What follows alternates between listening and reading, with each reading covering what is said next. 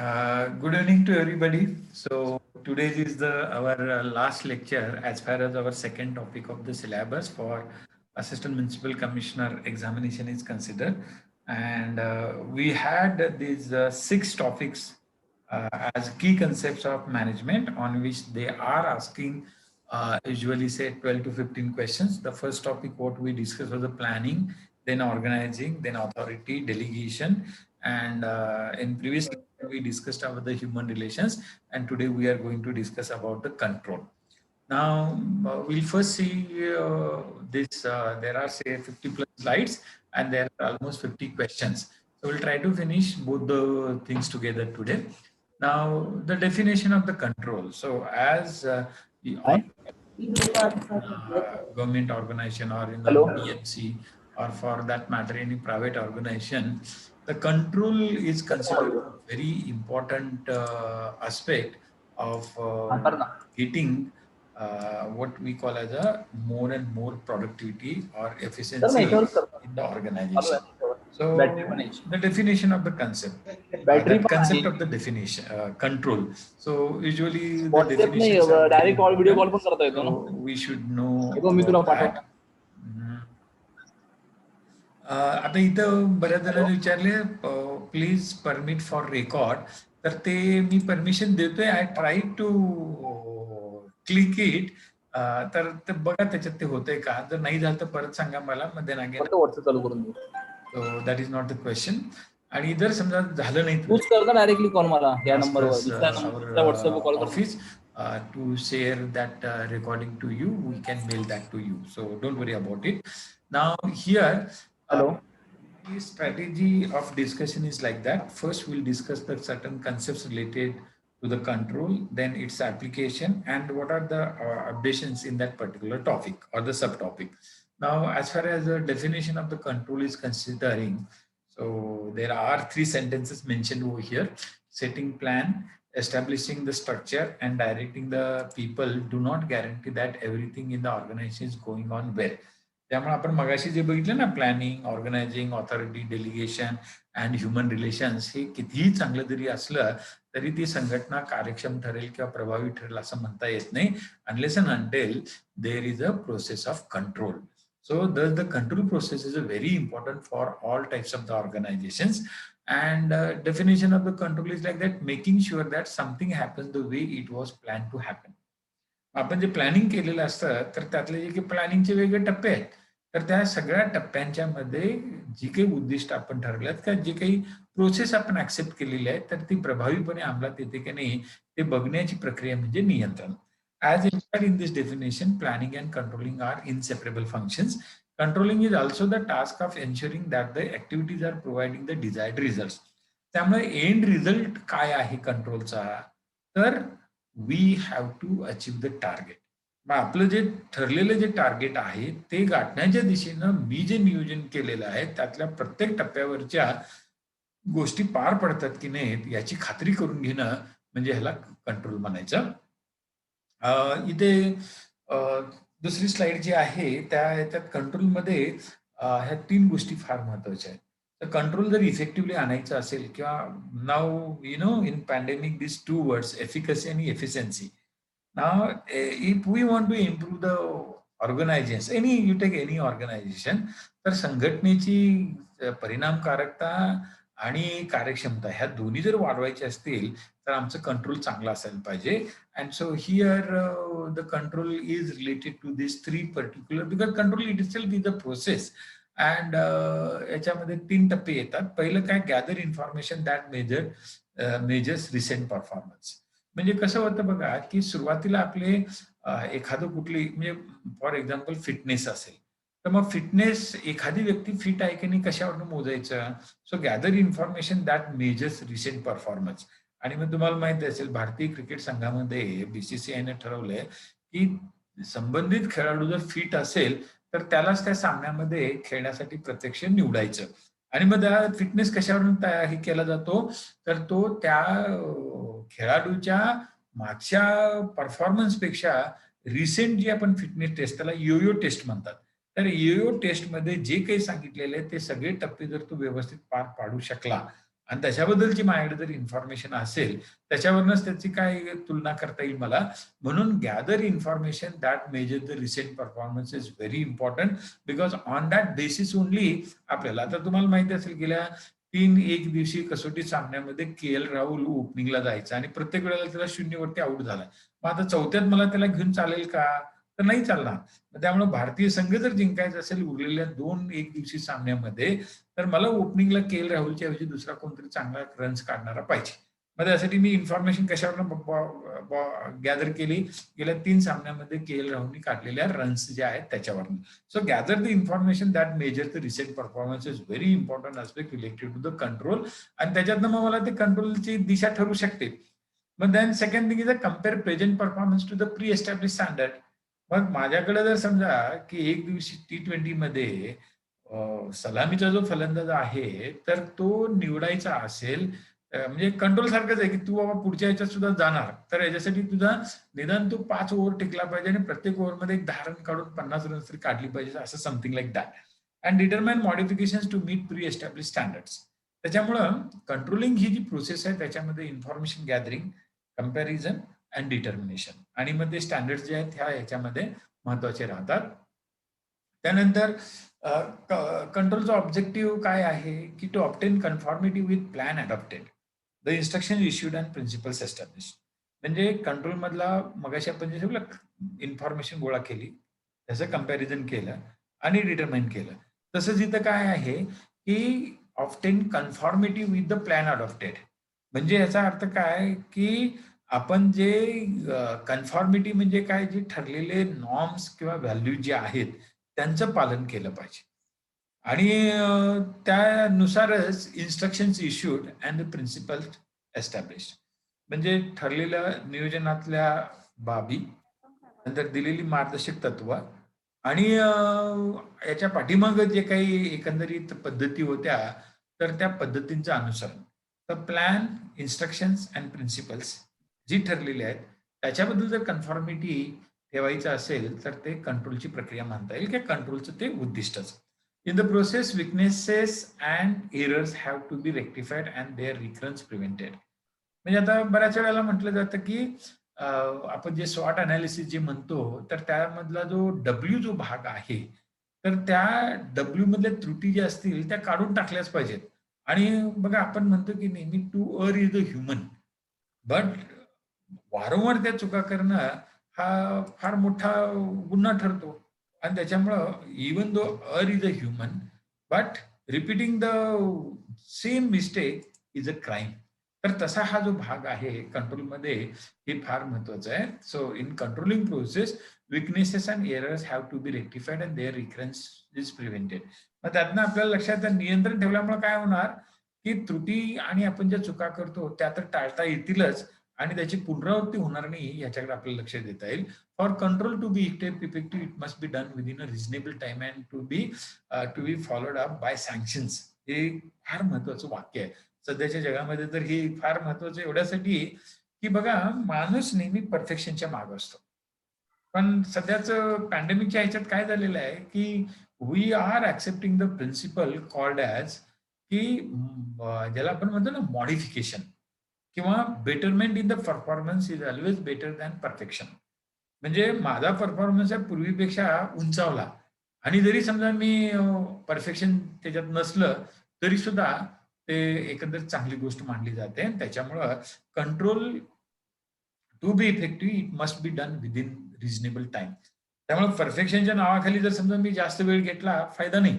त्याच्याऐवजी माझ्याकडे जे आहे त्याचा दर्जा उंचावण्यासाठी किंवा त्याची गुणवत्ता किंवा कौशल्य उंचावण्यासाठी जर मी प्रयत्न केले so that can be one of the good thing. आणि त्याच्यामुळं कंट्रोलमध्ये वेळेला महत्व आहे and B followed up bye sanction. Sanction म्हणजे काय, जर ते वेळेत तुम्ही पूर्ण केल्याने तुमच्यावर दंडात्मक कारवाई केली जाणार असं वगैरे. He uses the term control in the wider French. These are the certain, these 1, 2, 3, 4 sentences are told by Henry Fayol in relation with control. आणि in wider French sense of watch, monitor, check, audit and feedback. मग परीक्षेत प्रश्न आला की Henry फेयॉलनी कंट्रोलमध्ये खालीलपैकी कशाचा समावेश केला नाही. कशाचा समावेश केला? वॉच म्हणजे निरीक्षण करा, मॉनिटर म्हणजे काय, एक आता there is a difference between watching and monitoring. So watching याच्यामध्ये माणूस नेहमी काय असतो, तटस्थ असतो. मॉनिटरिंग याच्यामध्ये तो हस्तक्षेप करतो. म्हणजे चुका लागल्या की लगेच त्याला दुरुस्त करून दुसरं काहीतरी करा असं. त्यानंतर चेक म्हणजे त्यांनी जे केलेलं आहे त्याचं चेकिंग करायला पाहिजे, ऑडिट करायला पाहिजे आणि feedback. So for Henri Fayol, control includes these roundabout 5 aspects. One is watching, monitoring, checking, auditing, and feedback, getting the feedback. पुढे जर तुम्ही बघायला गेला, सेकंड स्लाइड जी आहे त्या ह्याच्यामध्ये leading, that is influencing means guiding the activities of the organization's members in appropriate direction. Objective is to improve productivity and control सुद्धा तेच महत्वाचं उद्दिष्ट आहे. त्यानंतर इथं फॉलेट्स होलिस्टिक मॉडेल ऑफ कंट्रोल. मग आता या फॉलेटच्या मॉडेलमध्ये जर तुम्ही बघायला गेला तर what are the various circles have been drawn over here. तर त्यातला आयचा अर्थ काय, इंटरॅक्टिव्ह अँड इंटिग्रिटी. इथं आय म्हणजे वन असा शब्द घ्यायचा नाही, तर इंटरॅक्टिव्ह अँड इंटिग्रेटिव्ह. मग आता एखाद्या ऑर्गनायझेशन मध्ये जर समजा इथं 4 सर्कल दाखवले, तशी 4 काय म्हणतो त्याला आपण डिपार्टमेंट असतील, तर ती 4 डिपार्टमेंट काय प्रत्येकाच्या संपर्कामध्ये येणार आणि त्या डिपार्टमेंटच्या काय म्हणतात त्याला ते महत्वानुसार किंवा प्राधान्यानुसार. आता for example we always talk about local self government. मग लोकल सेल्फ गव्हर्नमेंट जर घेतलं आपण, तर साधारणपणे कॉर्पोरेशन असू दे, जिल्हा परिषद असू दे, तर त्यांच्यामध्ये सगळ्यात महत्वाचं आहे ते स्टँडिंग कमिटी. त्याच्यानंतर फायनान्स कमिटी येते. मग त्याच्यानंतर बांधकाम आणि कन्स्ट्रक्शन जी कमिटी आहे, BNC ज्याला बिल्डिंग अँड कन्स्ट्रक्शन कमिटी म्हणतो, ती येते. मग अशा एक 10 समित्या असतातच. मग ह्यातल्या आता इथं 4 दाखवल्या आपण समजा. मग ह्या 4 समित्या ज्या असतील, तर त्या प्रत्येकाचं इथं सेल्फ कंट्रोल म्हणजे स्वनियंत्रण आणि एन्व्हायर्नमेंट म्हणजे त्या इतरांच्या संपर्कामध्ये येतात. मग हे सर्कल जर बघितलं, हे सर्कल जर कोपऱ्यातलं आपण घेतलं, ह्या क्वाड्रंट मधलं, म्हणजे this is called the upper lateral upper आणि लेफ्ट क्वाड्रंट जर घेतला, तर त्यात तुमच्या लक्षात येईल की ह्याचा संपर्क 1 या 2 ह्याच्याशी जास्त, म्हणजे ह्या दोन्ही सर्कलशी याचा संपर्क जवळचा येतो. आणि मग त्यातला सुद्धा सर्वात जास्त संपर्क ह्या सर्कलशी येतो. मग तसंच what we call as a intensity and quantity of that particular department, or here you can call it a substructure, so a subsystem also. तर एखादं सबस्ट्रक्चर, सबसिस्टीम, डिपार्टमेंट याचा इतर सबस्ट्रक्चर, सबसिस्टीम किंवा डिपार्टमेंटशी जो संबंध येतो, तर त्या संबंधाची तीव्रता आणि व्याप्ती जेवढी असेल त्याच्यानुसार ते कंट्रोलिंगचं मेकॅनिझम आपल्याला ठरवावं लागतं. आणि मग फुलिट्स होलिस्टिक मॉडेल ऑफ कंट्रोल हे इथे दिलेलं आहे. आता पुढे आपण जरा बघूया, ह्याच्यात माहिती दिलेली आहे. तर मगाशी आपण हेनरी फेऑलचे जे 4 हे बघितले, ते काय म्हणतात त्याला वैशिष्ट्ये. हेनरी फेऑलनी कंट्रोलिंगमध्ये इथे सांगितलेली 4 वैशिष्ट्ये बघितली होती. Watching, monitoring, checking, auditing and oftening. 4 नाही तर 5 म्हणता येतील. 1, 2, 3, 4, 5. तर त्यावर आधारित हेनरी फेऑलनी कंट्रोलिंगची व्याख्या दिलेली आहे. Control consist in verifying whether everything occurs in conformity with the plan adopted, the instruction issued and the principles established. मग त्याच्यामुळे इथे व्याख्येमध्ये जर तुम्ही बघायला गेला, conform with the plan adopted, instruction issued and established principles. आणि अगदी पहिल्यांदा जे दिलेले आहे त्याच्यात तेच तुमच्या लक्षात येईल की controlling is also the task of ensuring that the activities are providing the desired result. And इथं वरती दिलेलं आहे की planning and controlling are inseparable. तर ज्या वेळेला आपण वेगवेगळ्या तज्ञांनी कंट्रोलिंग बद्दलच्या ज्या व्याख्या सांगितलेल्या आहेत त्या लक्षात घेत असतो, तर त्यावेळेला आपल्याला सगळ्यात महत्वाचं ते हेनरी फेऑलची मॅनेजमेंटची जी तत्व आहेत त्याच्यात कंट्रोल एक महत्वाचं असल्यामुळं त्यातले हे जे 4 भाग जे आहेत, 5 वैशिष्ट्य बघितलेले आणि इथं 3 भाग, adopted plan, instruction and the principles. आता कुन्स अँड ओर्डिनल यांनी कंट्रोलची डेफिनेशन दिलेलं आहे. Measurement of accomplishment performance against the standard and the correction of deviations to assure attainment of objectivities according to the plans. मग आता कसं असतं की माणूस मगाशी आपण बघितलं की परफेक्शनच्या मागे जात असताना आपल्या शैलीमध्ये आपण सुधारणा करत असतो. मग पूर्णत्वाला जात असताना शैलीत ज्या वेळेला सुधारणा आपण करतो, त्या करत असताना नियंत्रण जर नसेल तर ते खूप लवकर साध्य होतं. आणि म्हणूनच कुंट्स अँड ओडोनिलच्या मते controlling implies controlling the process of measurement or accomplishment or performance against the standard and the correction of deviations to assure attainment of objectives according to plans. आता तुम्हाला माहिती असेल की परदेशात शिकायला आपल्याकडनं बरीच पोरं जातात आणि त्यावेळेला त्यांना तिकडची जर स्कॉलरशिप मिळवायची असेल तर त्यांचा जीआरईचा स्कोर जो असतो संबंधित विषयातला सध्या काहीतरी 340 मार्काचा तो स्कोर असतो 2 पेपर मधला आणि त्या 340 पैकी 340 पडले की आतापर्यंत असं पडलेले फार कमी लोक आहेत पण ते 340 पैकी 340 पडले की त्यांना कॅनडा असेल किंवा युएस असेल किंवा ऑस्ट्रेलिया असेल इथल्या चांगल्या युनिव्हर्सिटीमध्ये प्रवेश मिळतो आणि ते फुल स्कॉलरशिपनं फार लांब कशाला मला वाटतं 10 दिवसापूर्वी आपल्याकडे आयआयटीचा जेईचा निकाल लागला आणि त्या जेईच्या निकालामध्ये 100 पैकी 100 मार्क पडलेले म्हणजे पर्सेंटेज पडलेले जो 10 पेक्षा जास्त मुलं होती. म्हणजे आता इथे काय झालं की ते जेईच्या स्कोरचं ठरलेलं असतं त्याच्यापेक्षा किती जर मार्क मी पाडले तर मला आयआयटी बॉम्बेमध्ये प्रवेश मिळू शकेल आणि त्याच्यानुसार मग माझ्या अभ्यासाच्या तयारीमध्ये नियंत्रण येऊ शकतं. So definition of control is related to what you can call as the achievement of the goals in relation to set standards and controlling the deviation in that particular achievement.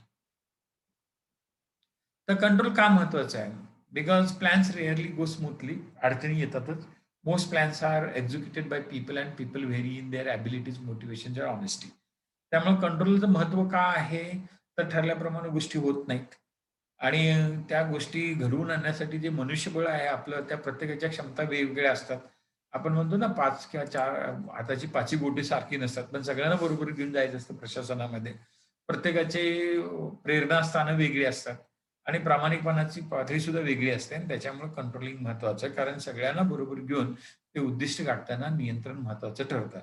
Plans become outdated and require revisions control म्हणायचं त्याला. For these reasons control is an important management functions. आता जर तुम्ही बघायला गेलं तर मराठीशाही शाहू म्हणजे आपल्या शिवाजी महाराजांनी स्वराज्याची स्थापना तसं बघायला गेलं तर 1642 ला केली पण 1642 ते 1674 या जवळजवळ 20-22 वर्षाच्या काळामध्ये त्यांनी जो काही प्रदेश जिंकला त्याचं कन्सोलिडेशन करताना त्यांना मुघलांच्या बरोबरच त्या आदिलशाही असेल निजामशाही असेल यांच्या बरोबर सुद्धा युद्ध करावी लागली आणि मग त्या ह्याच्यातनं जर आपण बघायला गेलो तर इथे जे आहे ना की control is an important management functions and plans becomes outdated. त्याच्यामुळं मग शिवाजी महाराजांना स्वराज्याची स्थापना 42 मध्ये करून सुद्धा राज्याभिषेक करायला जी काही 22 वर्ष लागली त्याचं कारण काय होतं प्रत्येक वेळेला त्यांना नवीन नवीन गोष्टी मग त्यानंतर संभाजीराजे आले राजाराम महाराज आले नंतर शाहू महाराज आले मग पेशवाई आली आणि नंतर एक काळ असा होता की संपूर्ण भारतावरती मराठी राज्य करू शकत होते तरी त्यांनी त्यांची राजधानी रायगड किंवा पुण्यावरनं दिल्लीला नेली नाही आणि ती न नेल्या एकंदरीत मराठीशाही पुढच्या काळामध्ये टिकली नाही त्या पानिपतच्या तिसऱ्या युद्धात तो पराभव झाला. सांगायचा उद्देश इथं काय plans become outdated and require revisions. मग शिवाजीच्या काळांच्या मधलं जे अष्टप्रधान मंत्रिमंडळ होतं ते नंतरच्या काळात पेशव्यांच्या काळामध्ये बदलून गेलं कारण त्यावेळेला प्रधानच प्रमुख झाला आणि मग अशा वेळेला त्यातमध्ये सुद्धा आणखी काही बदल घडवायला पाहिजे होते ते घडवले गेले नाहीत त्याच्यामुळे राज्याचं जी आहे तिला अपेक्षित कामगिरी गाठता आली नाही. एक मिनिट जरा काय आहे ते बघू द्या मला जरा याच्यात.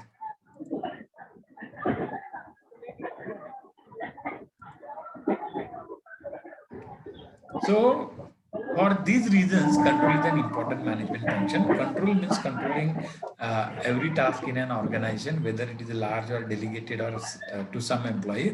Thus for every task delegated there has to be control system. थोडक्यात सिस्टीम हा शब्द नेहमी मॅनेजमेंट मध्ये आणि ऍडमिनिस्ट्रेशन मध्ये लक्षात ठेवला पाहिजे आणि सिस्टीम मध्ये अर्थच असा की सिस्टीमच्या काही क्वालिटीज असतात. मग काय असते system is always self sufficient. मग आपली जी कंट्रोल मेजर्स जे असतील ते सेल्फ सफिशियंट असले पाहिजे. त्यानंतर दुसरं काय की त्या सेल्फ सफिशियन्सी आणताना सिस्टीम मधले जे स्ट्रक्चर असतं ते एकमेकावर अवलंबून असतं मग त्याला इंटरडिपेंडंटी म्हणायची. ते एकमेकाशी संबंधित असतात मग त्याला इंटरकनेक्टिव्हिटी म्हणायचं आणि ह्या सगळ्यामुळे त्याच्यामध्ये ऑटोनॉमी येते मग त्याला डायनॅमिक ती ऑटोनॉमी असते ते डायनॅमिक इक्विलिब्रियम प्रकारची असते. त्यामुळे कुठलं ज्या वेळेला आपण सिस्टीम म्हणतो त्यावेळेला सिस्टीमशी संबंधित असणाऱ्या बाबी कुठल्या आहेत, तर पहिले जे सांगितले तर सेल्फ सफिशियन्सी. दुसरं जे कुठली सिस्टीम घेतली तर इंटरडिपेंडन्सी आली, इंटरकनेक्टिव्हिटी आली, नंतर ऑटोनॉमी आली, त्यालाच आपण डायनॅमिक इक्विलिब्रियम म्हणतो. आणि मग ह्या सगळ्या प्रक्रियेमुळे काय होणार, ज्याला कंट्रोल आपण जे सिस्टीम म्हटलं, तर ह्या सगळ्या याच्यावरती काय होणार की आपण जे सुरुवातीला मॅनेजमेंटचा उद्देश काय आहे की प्रॉडक्टिव्हिटी वाढवणं. तर प्रॉडक्टिव्हिटी वाढवण्यासाठी सिस्टीम महत्वाची जर ठरायची असेल तर सिस्टीमची जी वैशिष्ट्ये आहेत त्या कंट्रोलिंग मध्ये सुद्धा आणली पाहिजेत. आणि ती वैशिष्ट्ये म्हणजे परत मी रिपीट करतो, so any system has order. Order म्हणजे काय की त्याच्यात हायरार्की असेल आणि त्या हायरार्कीनुसार कुणी काय करायचं हे सगळं ठरलेलं असतं. हे ऑर्डर आणण्यासाठी आपल्याला काय करावं लागतं की जे सांगितल्याच्या प्रमाणे इंटरडिपेंडन्सी, इंटरकनेक्टिव्हिटी, त्याच्यानंतर त्याचा आपल्याला डायनॅमिक इक्विलिब्रियम आणि ऑटोनॉमी या सगळ्या गोष्टी त्यात आणायलाच पाहिजे. So that is why control is important. Controlling as a management function का, तर it is a process of monitoring performance and taking action to ensure desired results if there is a deviation. It sees to it the right things happens in the right ways at the right time. आणि दिस is very important. म्हणजे आता आपण जर बघायला गेला तर मी नेहमी सांगतो त्याच्याप्रमाणे मला जर समजा ह्या वॉर्ड ऑफिसरच्या परीक्षेत पास व्हायचं आहे तर मला I have to see that की माझी अभ्यासाची जी काही पद्धती आहे ती भरकटली नसली पाहिजे, त्यात कुठेतरी नियंत्रण असलं पाहिजे. मग हे नियंत्रण आणायचं म्हणजे काय करायचं की the right things should happen in right ways at the right time. म्हणजे याचा अर्थ काय, परीक्षेच्या काळामध्ये माझी जी काय अभ्यासाच्या जी पातळी किंवा तयारी ही सर्वोत्तम असली पाहिजे. आणि मग ज्या वेळेला माझी तयारी सर्वोत्तम असेल त्या काळात जर परीक्षा झाली तर 100% मला पास व्हायला काही अडचण येणार नाही. मग त्यासाठी आपण म्हटलं की 3-3 महिन्याच्या ज्या अभ्यासाच्या सायकल्स ठरवल्या आणि पहिली सायकल समजून घेण्यासाठी. So the first reading is always to understand. Second thing is काय, reading is for the remembrance. Remembrance म्हणजे आठवण्यासाठी. आणि शेवटचं जे आहे ते काय म्हणायचं, रिप्रोड्युसिंग. सो जे मी 3 वेळा करणार, the first reading is to understand, second reading is to remember आणि third reading is to reproduce. आता रिमेंबरिंग आणि रिप्रोड्यूस मध्ये फरक आहे. रिमेंबरिंग म्हणजे काय, जे वाचले ते जसे तसं आठवणं. आणि रिप्रोड्यूस म्हणजे काय की विचारलेल्या प्रश्नाच्या संदर्भात माहिती असलेल्या गोष्टींची सांगड घालण्याची जी काही प्रक्रिया असेल त्याला रिप्रोड्यूस आपण म्हणणार. आणि याचा संबंध आपल्याला इथं जोडता येऊ शकतो. आता बघा आपल्याकडे व्हॅक्सिनेशनचा दुसरा टप्पा सुरू आहे. मग पहिल्या टप्प्यात आलेले अनुभव, त्यातल्या त्रुटी, त्या सगळ्यांचा आधार घेऊन आपण काय करणार, दुसऱ्या टप्प्यामध्ये राबवणार. किंवा आपल्याकडे पंचवार्षिक योजना घ्या. तर त्या पंचवार्षिक योजना पहिली, दुसरी, तिसरी, चौथी अशा करत आपल्याकडे 12 योजना झाल्या. आणि त्या 12 योजना अंमलात आणताना आपल्याला एकंदरीत प्रत्येक वेळेला ज्या काही त्रुटी आढळल्या किंवा ज्या काही गोष्टी चांगल्या आढळल्या तर त्या स्वीकारल्या गेल्या, त्रुटी नाहीसा करायचा प्रयत्न केला गेला. आणि so we should know about that. तर हा एक महत्वाचा भाग म्हणायचा. Done well, it ensures that the overall directions of individuals and groups are consistent with short and long range plans of the organization. मग आता तुम्हाला माहिती असेल आपल्याकडे केरळ राज्यात निवडणूक होते, पश्चिम बंगाल, आसाम किंवा ते पुडुचेरीला निवडणुका घेतल्या जातात. आणि सगळ्यात महत्वाचं काय आहे ह्या सगळ्या निवडणुकीमध्ये, भाजपला तामिळनाडूमध्ये आणि केरळमध्ये आतापर्यंत, पश्चिम बंगाल सुद्धा आहे, कधी सत्ता मिळालेली नाही. पण त्यांचं प्लॅनिंग काय चाललेलं आहे की वी शुड अगेन, आम्हाला ह्या निदान या दोन्ही राज्यांमध्ये म्हणजे पश्चिम बंगालमध्ये, आसाममध्ये आम्ही येणारच, भाजप येणारच असं वाटतं त्यांना. मग पश्चिम बंगालमध्ये मिळाली पाहिजे आणि त्याच्याच बरोबर केरळमध्ये आतापर्यंत भाजपचा एक आमदार निवडून आला, आता यायला पाहिजे. कारण तामिळनाडूमध्ये सुद्धा तसंच आहे. तर कर्नाटक हे दक्षिणेकडचे एक राज्य आहे, एकमेव राज्य ज्या राज्याला लागून इतर कर्नाटकातल्या सगळ्या राज्यांच्या सीमारेषा आहेत. ओके, सो माझा आवाज ओके, सो माझा आवाज, मला वाटतं आता इथे जे काही सूचना आली त्याच्यानुसार जरा मी काय करतो की सगळ्यांनाच म्यूट करतो आणि मग त्याच्यातनं मला वाटतं की हा जो डिस्टर्बन्स आहे तो थोडा कमी होऊन जाईल. आणि जर समजा कमी नाही झालं तर परत जरा सांगा, मग again I will try to. And this is request to all the participants that please mute yourself, and if you want to ask the question you can unmute, otherwise you can write in a chat also. So I was telling you about controlling as a management function. कुठल्या संदर्भात आहे तर ती नियंत्रण ही एक प्रक्रिया आहे. कशाची प्रक्रिया तर क्रिया करण्याची म्हणजे दुरुस्ती असेल किंवा सुधारणा असेल त्याची. दुसरं काय आहे नियंत्रणामुळं काय होतं की योग्य वेळीत योग्य गोष्टी आपण करायला शिकतो. त्यानंतर कन्सिस्टन्सी का सातत्य त्याच्यात येऊन जातं. तर तो सुद्धा एक महत्वाचा भाग आहे.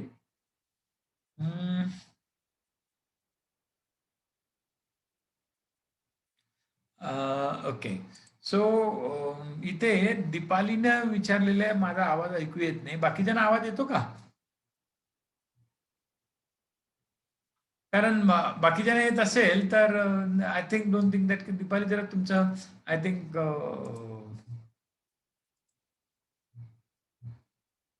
हा म्हणजे आता समीरनं म्हटलं येतो आवाज तर बऱ्याच गिरीशलाही येतोय.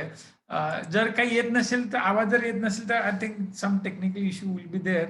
जरा थोडं तुमचा तो कारण मी स्वतःला अनम्यूट केलेलं नाही त्याच्यामुळे ते सगळ्यांच्या पर्यंत आवाज जायलाच पाहिजे.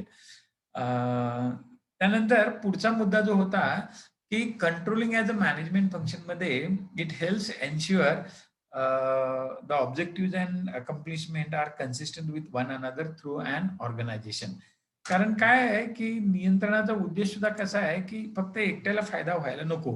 तो फायदा हा सगळ्यांना झाला पाहिजे आणि तो सगळ्यांना व्हायचा असेल तर त्या गोष्टी सुद्धा आपण जरा थोड्या लक्षात घेतल्या पाहिजे.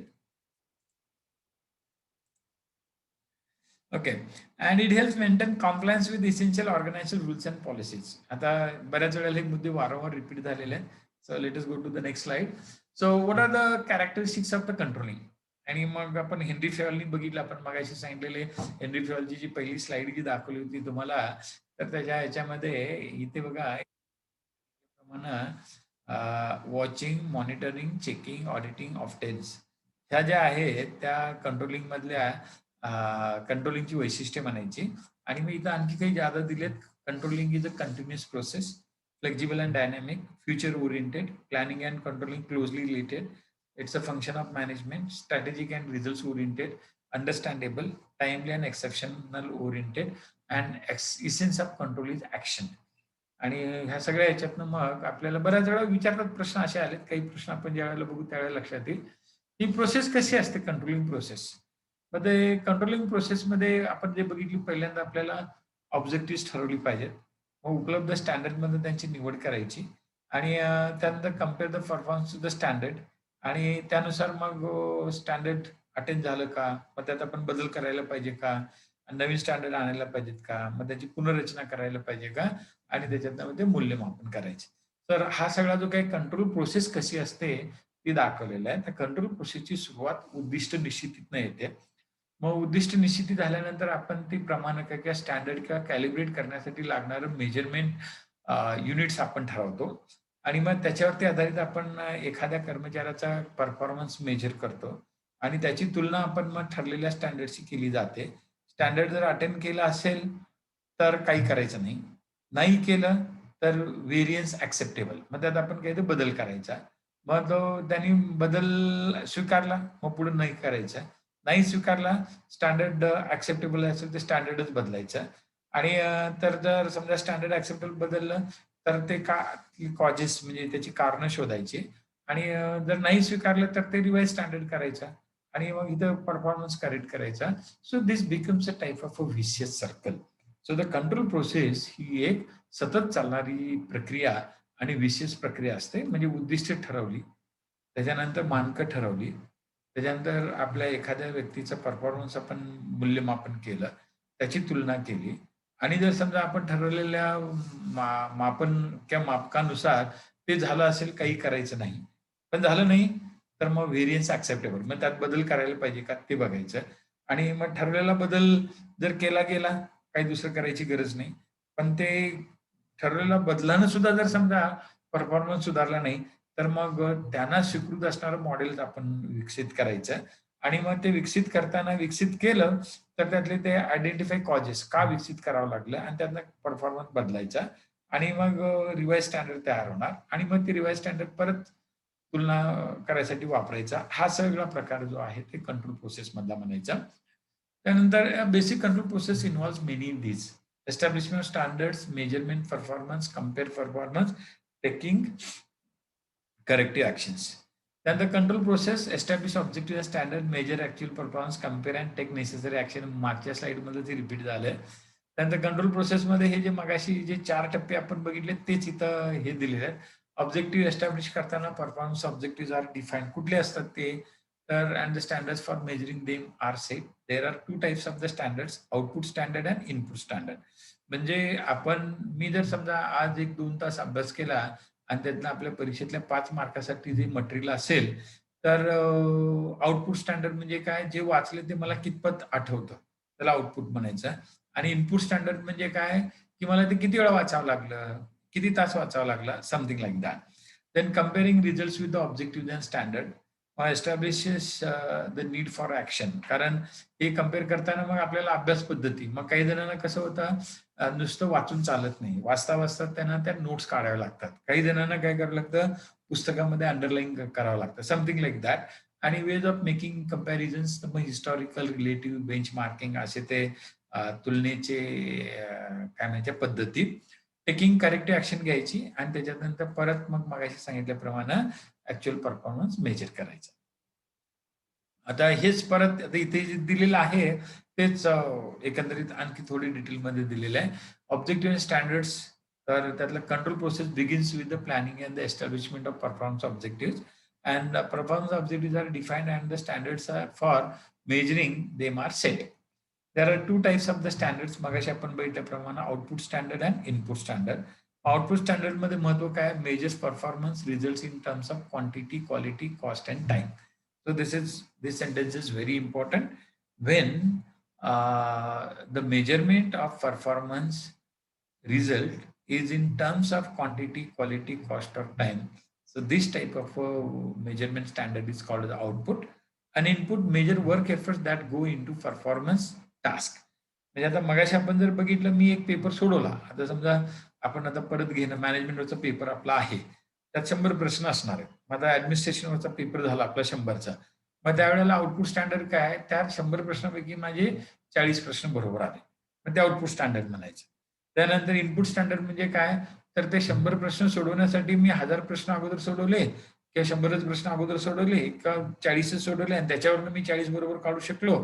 So that is called the input standard. म्हणजे मी किती प्रयत्न केले आणि त्यात किती वेळ घातला आणि त्याच्या सहाय्याने मी किती प्रश्नांची उत्तरं शोधू शकलो, या दोघांची तुलना करून आपल्याला मेजरमेंटच्या स्टँडर्डचे 2 प्रकार लक्षात घेता येतात. आणि पहिला प्रकार जो आहे त्याला आउटपुट स्टँडर्ड म्हणायचा आणि दुसरा प्रकार जो आहे त्याला आपण इनपुट स्टँडर्ड म्हणतो. आता पुढे जे आहे एस्टॅब्लिशमेंट ऑफ स्टँडर्ड्स जे आहे, तर plans can be consider as a criteria or standards against which we compare the actual performance in order to figure out the differences, and standards could be set on the basis of profitability standards. अर्थात हे कंपनीसाठी आहे आणि प्रशासनाने सुद्धा लागू केले जातात. Market position standards, productivity standards. मग आता तुम्हाला माहिती असेल की आता आपल्या देशामध्ये बँकांच्या खाजगीकरणाबद्दलची प्रक्रिया सुरू आहे आणि मग त्यात उलट-सुलट मतं येतात. आता रघुराम राजननी काल सांगितलं की सरकारी बँकांचं खाजगीकरण करायला नको. मग आजच दुसऱ्या दिवशी आपल्या वित्त मंत्री सीताराम मॅडम म्हणाल्या की आम्ही सगळ्याच बँकांचं खाजगीकरण करणार नाही. मग थोडक्यात काय? Standards could be set on the basis of profitability standards. मग कुठल्या बँकांचं खाजगीकरण करायचं? तर ज्या फायद्यात आहे त्यांचं नाही करायचं. नंतर मार्केट पोझिशन स्टँडर्ड्स. मग standards indicate that the share of total sales in the market. म्हणजे आता बँकांच्या खाजगीकरणाच्या बाबतीत जर बघायला गेला, सरकारी बँका पूर्वी आपल्याकडे काहीतरी 28 भर होत्या. मग त्यातलं मर्जिंग आणि ऍक्विजिशन्स आणि बऱ्याच गोष्टी झाल्या आणि सध्या आपल्याकडे 12 आहेत. 12 वरून आपल्या सरकारला त्या नर्सिंग समितीच्या नुसार 4च मोठ्या बँका भारतात तयार करायच्या. What is our ultimate objective? की 4 मोठ्या बँका असल्या पाहिजे. चीनमध्ये गेला, पीपल्स बँक ऑफ चायना एकच बँक, पण जगात सगळ्यात मोठी. त्यानंतर हाँगकाँगची जी HSBC बँक आहे, त्या 2च बँका चीनमधला जवळजवळ 90% व्यवहार करतात. मग तसं आपल्याकडल्या ह्या 4 बँका देशातल्या सगळ्या 100% व्यवहार करतील असलं वगैरे काही सरकारला साध्य करायचं आहे आणि त्याच्यामुळे उर्वरित बँकांचं त्यांचं खाजगीकरण करायचं चाललंय. मग प्रोडक्टिव्हिटी स्टँडर्ड्स. मग आता का आपल्याला खाजगीकरण करायचं आहे, तर आता आपल्याकडे आहेत त्या बँका, तर त्याच्यामध्ये सरकारला मिळणारा नफा कमी आहे. म्हणजे आता रिझर्व्ह बँक ऑफ इंडिया साधारण वर्षाला सरकारला 1.5 लाख कोटी रुपयांचा नफा मिळवून देते. मग आता त्या रिझर्व्ह बँकेला हा 1.5 लाख कोटी रुपयांचा नफा मिळवताना सरकारी बँकांच्याकडनं त्या नफ्यात त्यांचा वाटा किती असतो, मग हे बघायचं. मग हा वाटा जर समजा सरकारी बँकांचा कमी असेल, त्यांचं खाजगीकरण करून टाका. हा जास्त असेल तर नका करू. Something like that. So establishment of the standards हे करताना तर 3 मॉडेल्स आहेत. Profitability standard, market position standard, productivity standard. Employee attitude standard सुद्धा आहे. सोशल रिस्पॉन्सिबिलिटी स्टँडर्ड आहे आणि शॉर्ट रेंज गोल आहेत.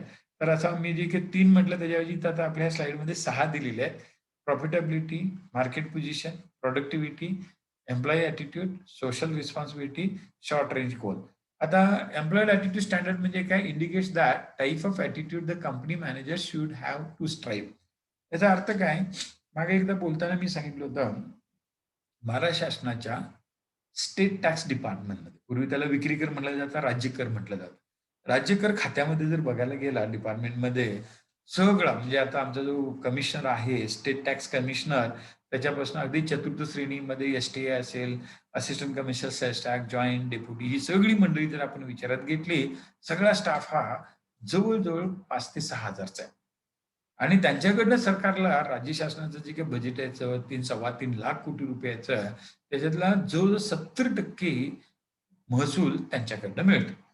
आपल्या राज्यातला काय ते 2 लाख कोटीचा महसूल असतो आणि उरलेले 1,00,000 कोटी रुपये आपण ते कॅपिटल रिसोर्सेसनं आणतो. मग त्या 2 लाख मधला जवळ 70 ते 80% वेळेला जवळ 1.5 लाख कोटी रुपये आपल्याला राज्य कर ह्याच्यातनं मिळतं. मग आता हे देणारे किती लोक आहेत? साधारण 4-5 हजार कर्मचाऱ्यांच्या सहाय्यानं सरकारच्या महसुलामध्ये 1.5 लाख कोटी रुपये जमा झाले. आता महसूल खातं घ्या. त्यांच्याकडनं आपल्याला काय म्हणतात लँड टॅक्स, जमीन कर मिळतो. त्यानंतर गौण खनिज कर असले बरेच मिळतात. मग आता महाराष्ट्र शासनामध्ये महसूल खात्यातल्या अधिकारी कर्मचाऱ्यांची संख्या जवळ-जवळ 1.5 लाखापेक्षा जास्त आहे. आणि राज्य शासनाच्या महसुलामध्ये त्यांचं योगदान काय? तर जमीन महसूल घ्या किंवा गौण खनिज कर किंवा करमणूक कर, आणखी काही जर असे थोडे कर घेतले, तर सगळे मिळून 1,000 कोटी रुपये सुद्धा पेक्षा जास्त जात नाही. मग 5,000 लोकं 1.5 लाख कोटी रुपये खर्च कर जमा करून देणार आणि हे 1.5 लाख कर्मचारी आपल्याला 1,000 कोटी जमवून देणार. मग ह्याच्यात काय झालं, की एम्प्लॉयी ॲटिट्यूड स्टँडर्ड्स म्हणायचं त्याला.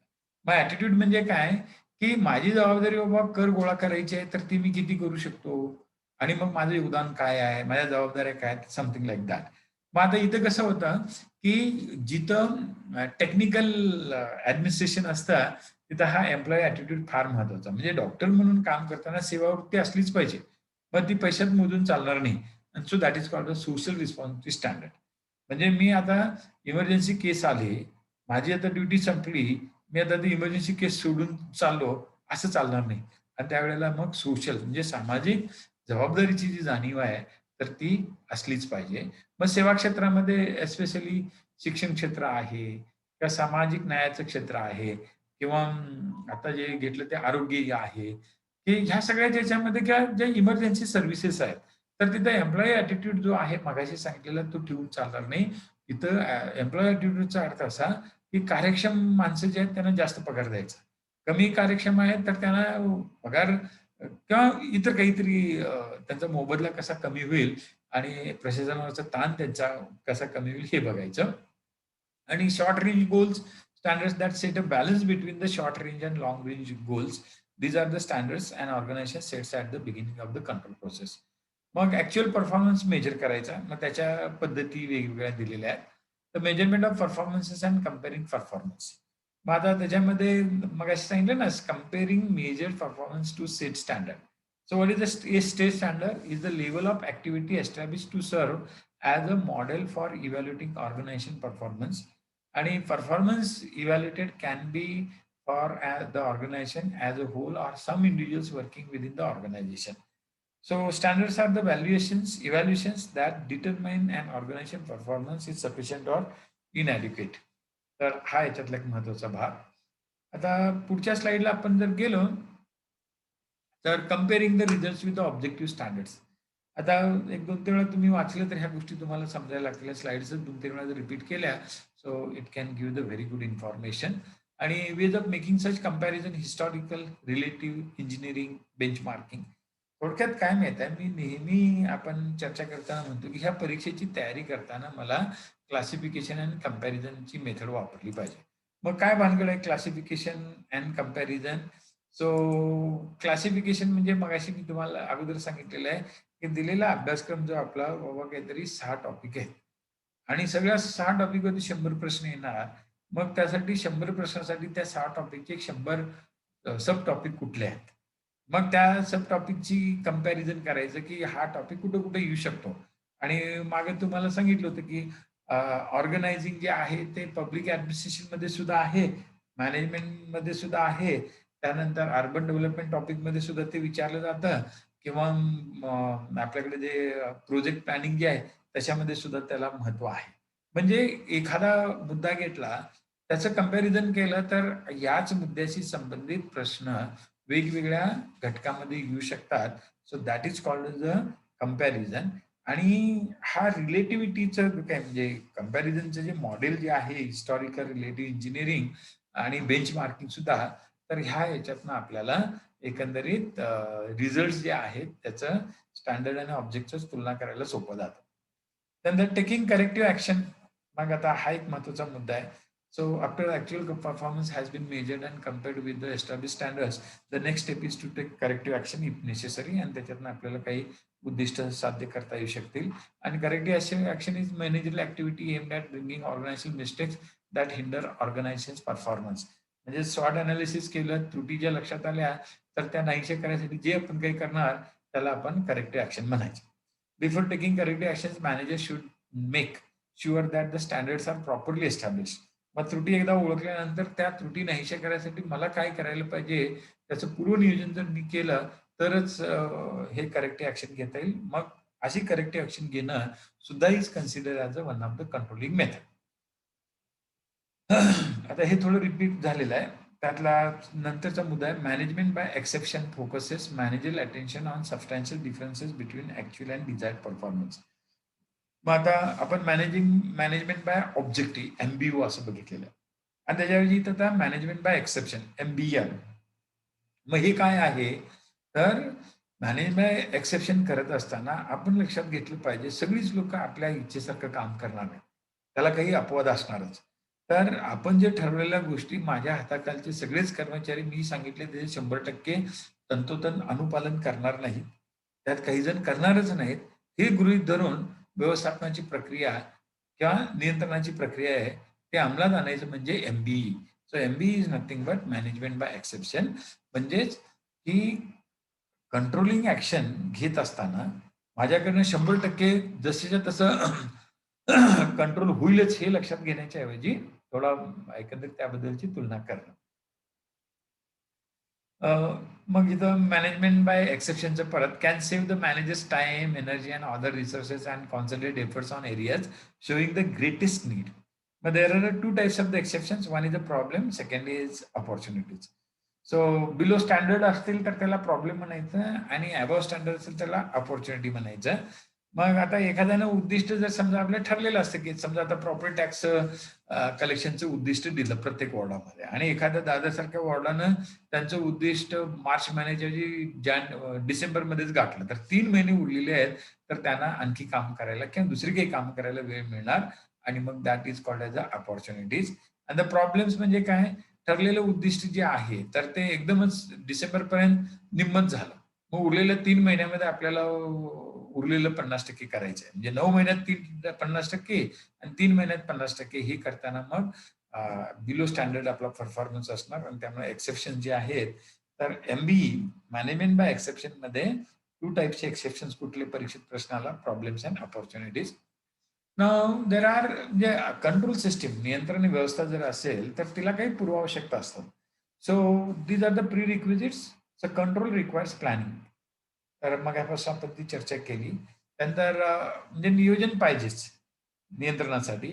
ऑर्गनायझेशन स्ट्रक्चर संघटनात्मक स्ट्रक्चर असायलाच पाहिजे. तर ह्या 2 महत्त्वाच्या गोष्टी ज्या आहेत, एक संरचना आणि दुसरं नियोजन. ह्या दोन्ही गोष्टी असल्याशिवाय नियंत्रण यशस्वी होऊ शकणार नाही. कारण ह्या दोन्ही गोष्टी त्या नियंत्रणाच्या प्रक्रियेसाठी फार अनिवार्य मानल्या जातात. The best control in organizations are strategic and result oriented, understandable, encourage self control. मग आता याच्यावरती आधारित प्रश्न येतात. म्हणजे आता इथे दिलेत हे 3 की strategic and result oriented, understandable असलं पाहिजे, एनकरेज सेल्फ कंट्रोल असलं पाहिजे, टाइमली अँड एक्सेप्शन ओरिएंटेड असलं पाहिजे, पॉझिटिव्ह इन नेचर पाहिजे, फेअर अँड ऑब्जेक्टिव्ह पाहिजे, फ्लेक्झिबल असायला पाहिजे. सो आता 3 types of the control on the basis of time of action. मग आता 3 टाइमचे कंट्रोल कुठले आहेत? 3 प्रकारचे. तर काय ते feed forward control and concurrent control आणि फीडबॅक कंट्रोल. मग आता याच्यातला फीड फॉरवर्ड कंट्रोल म्हणजे काय? अँटिसिपेट्स प्रॉब्लेम. मग आता समजा आपण आज एका दिवसामध्ये समजा मला 30 जणांना लस टोचायची आहे. मग आता ही सगळी मंडळी सध्या जे येणारे लाभार्थी जे काय आहेत 45 वर्षाची मॉर्बिड लोक आणि 60 वर्षाचे ज्येष्ठ नागरिक. मग आता त्यातले ज्येष्ठ नागरिक म्हटलं की इनव्हेरिएबली आपल्या देशामध्ये ज्येष्ठ नागरिक ॲनिमिक आहेत. व्हिटॅमिन D3 ची डेफिशियन्सी आहे, B12 ची डेफिशियन्सी आहे, कॅल्शियम त्यांच्यातलं कमी असणार, फॉस्फेट कमी असणार, त्यांना रिॲक्शन यायची शक्यता असणार आहेत. ह्या आपण अँटिसिपेट केल्याच पाहिजेत आणि मग त्या ह्याच्यातनं ती व्हॅक्सिनची प्रक्रिया व्यवस्थित होण्यासाठी अगोदरच ते आपण अँटिसिपेट करायचं. मग ते प्रॉब्लेम लक्षात घ्यायचा आणि त्याच्यानुसारचं नियोजन करून ठेवायचं. मग that can be one method. So based on this, so this can be called as the input method of the control and this is also called as a feed forward control. मग आता प्रक्रियेमध्ये सुद्धा काही समस्या येऊ शकतात. मग concurrent control म्हणजे टोचलं इंजेक्शन तिथे दुखायला लागणार आणि दुखतंच म्हणजे सुई टोचणार म्हणजे दुखणार. मग अशा वेळेला त्यांना दुखू नये याच्यासाठी धीर दिला पाहिजे. मग धीर देण्याबरोबरच त्यांचं पेन बेअरिंग थ्रेशोल्ड वाढवायचा आहे किंवा त्यांना कुठल्या दुसऱ्यात गुंतवायचं आणि त्यातनं लगेच इंजेक्शन टोचायचं, something like that. So corrects problems as they happen, the processes, and output as the feedback control corrects the problems after they occur. मग आता याच्यात तुम्हाला माहिती असेल की बऱ्याच लसी टोचल्यानंतर त्या लस टोचल्या जागी ते काळं निळं पडतं. So we call it as a thrombosis. मग ते कमी करायचं झालं तर त्याला उपाय काय? बर्फ लावा, हे करा आणि असं होणारच आहे. त्यानंतर लस टोचल्यानंतर काही जणांना थोडा ताप येणार आहे. हे सगळ्या गोष्टी सांगायच्या आणि त्याच्यानुसार ही लसीकरणाची प्रक्रिया व्यवस्थित पार पाडायची. So suppose vaccination is one process आणि ती नियंत्रणात्मक पद्धतीनं मला 30 जणांचं व्हॅक्सिनेशन 100% जर करायचं असेल तर माझ्याकडे या 3 पद्धतीने ती प्रक्रिया मी नियंत्रित करू शकतो. एक input method, process method, output method. Input method is related to what we call as a feed forward control method, concurrent method and feed control method. Control techniques जे आहे त्याच्यामध्ये 2 प्रकार, traditional control technique and advance and modern control technique. जे पारंपरिक आणि आधुनिक. मग आता ट्रेडिशनल म्हणजे काय? Personal observation. आपण त्याच्यावरती लक्ष ठेवायचं. मग स्टॅटिस्टिकल रिपोर्ट्स म्हणजे काय? की आता आपल्याकडे बघा NCRB आहे, नॅशनल क्राईम रिपोर्ट बोर्ड आहे आणि सेंट्रल होम मिनिस्ट्री हे करते. आता 2020 मध्ये महिलांच्या अत्याचारामध्ये, घरगुती हिंसाचारामध्ये वाढ झाली असं सांगितले गेले. मग एका बाजूला ही वाढ होत असताना दुसऱ्या बाजूला काय झालेलं आहे की चोऱ्यांची संख्या कमी झालेली आहे. त्याचं कारण काय? प्रत्येकजण घरात राहायला लागला. चोर लोक सुद्धा घरात राहायला लागले म्हणजे चोऱ्यांचं प्रमाण कमी झालं. मग त्याच्यावरनं आपल्याला एकंदरीत 2021 मधल्या गुन्ह्यांचा अंदाज बांधता येतो किंवा त्यानुसार त्या गुन्ह्यांचं स्वरूप किंवा गुन्ह्यावरती नियंत्रण करता येतं. So statistical reports and analysis. त्यानंतर break even analysis and budgetary control method. तर ट्रॅडिशनल कंट्रोलच्या 4 पद्धती: वैयक्तिक निरीक्षण, सांख्यिकी अहवाल किंवा विश्लेषण. त्यानंतर ब्रेक इव्हन अनालिसिस म्हणजे काय? की कारण मीमांसा असं त्याला आपल्याला म्हणता येईल आणि त्याला काय अर्थसंकल्पात्मक किंवा बजेटरी कंट्रोल किंवा त्याला आर्थिक नियंत्रण असं सुद्धा म्हटलं जातं. ॲडव्हान्स कंट्रोल टेक्निक म्हणजे आता इथं ट्रेडिशनल 4 झाले. आता ॲडव्हान्स कंट्रोल ट्रेनिंग इथं 5 दिलेत. सेल्फ कंट्रोल, त्यानंतर मॅनेजमेंट ऑडिट, त्यानंतर PERT, CPM, MIS. आणि PERT, CPM, MIS वरती आपल्या परीक्षेमध्ये वेगळे प्रश्न विचारले गेलेले आहेत. त्यातला program evaluation review technique, critical path method, management information system. तर PERT, CPM, MIS ह्या 3 महत्वाच्या. Management order and self control ह्या 2, अशा 5 आणि इकडे सांगितलेले 4, अशा 9 नियंत्रणाच्या पद्धती आहेत. आणि प्रोजेक्ट ज्या वेळेला काय म्हणतात इम्प्लिमेंटेशन किंवा प्रोजेक्टचा आपला जो टॉपिक आहे त्याच्यामध्ये या सगळ्यांच्यात आणि विशेषतः 3 मध्ये पट, सीपीएम, एमआयएस वरती प्रश्न विचारले गेलेले आहेत. टाइप्स ऑफ कंट्रोल मगाशी बघितले आपण pre control, concurrent control, feedback control. हे प्रिलिमिनरी कंट्रोलच्या बद्दलची माहिती, कॉन्करंटच्या बद्दलची माहिती चर्चा मगाशी झालेली आहे. पोस्ट ऍक्शन जे आहे तर त्याला फीडबॅक कंट्रोल असं म्हटलं जातं, तेही बघितलं आपण. आणि त्याच्यानंतर पुढे जर आपण बघायला गेलो तर अजून प्रकार आहेत इंटरनल कंट्रोल आणि एक्सटर्नल कंट्रोल. मग ते एकंदरीत आपल्या प्रशासनामध्ये या 2 गोष्टी इंटरनल आणि एक्सटर्नल दोन्ही चाललेल्या असतात.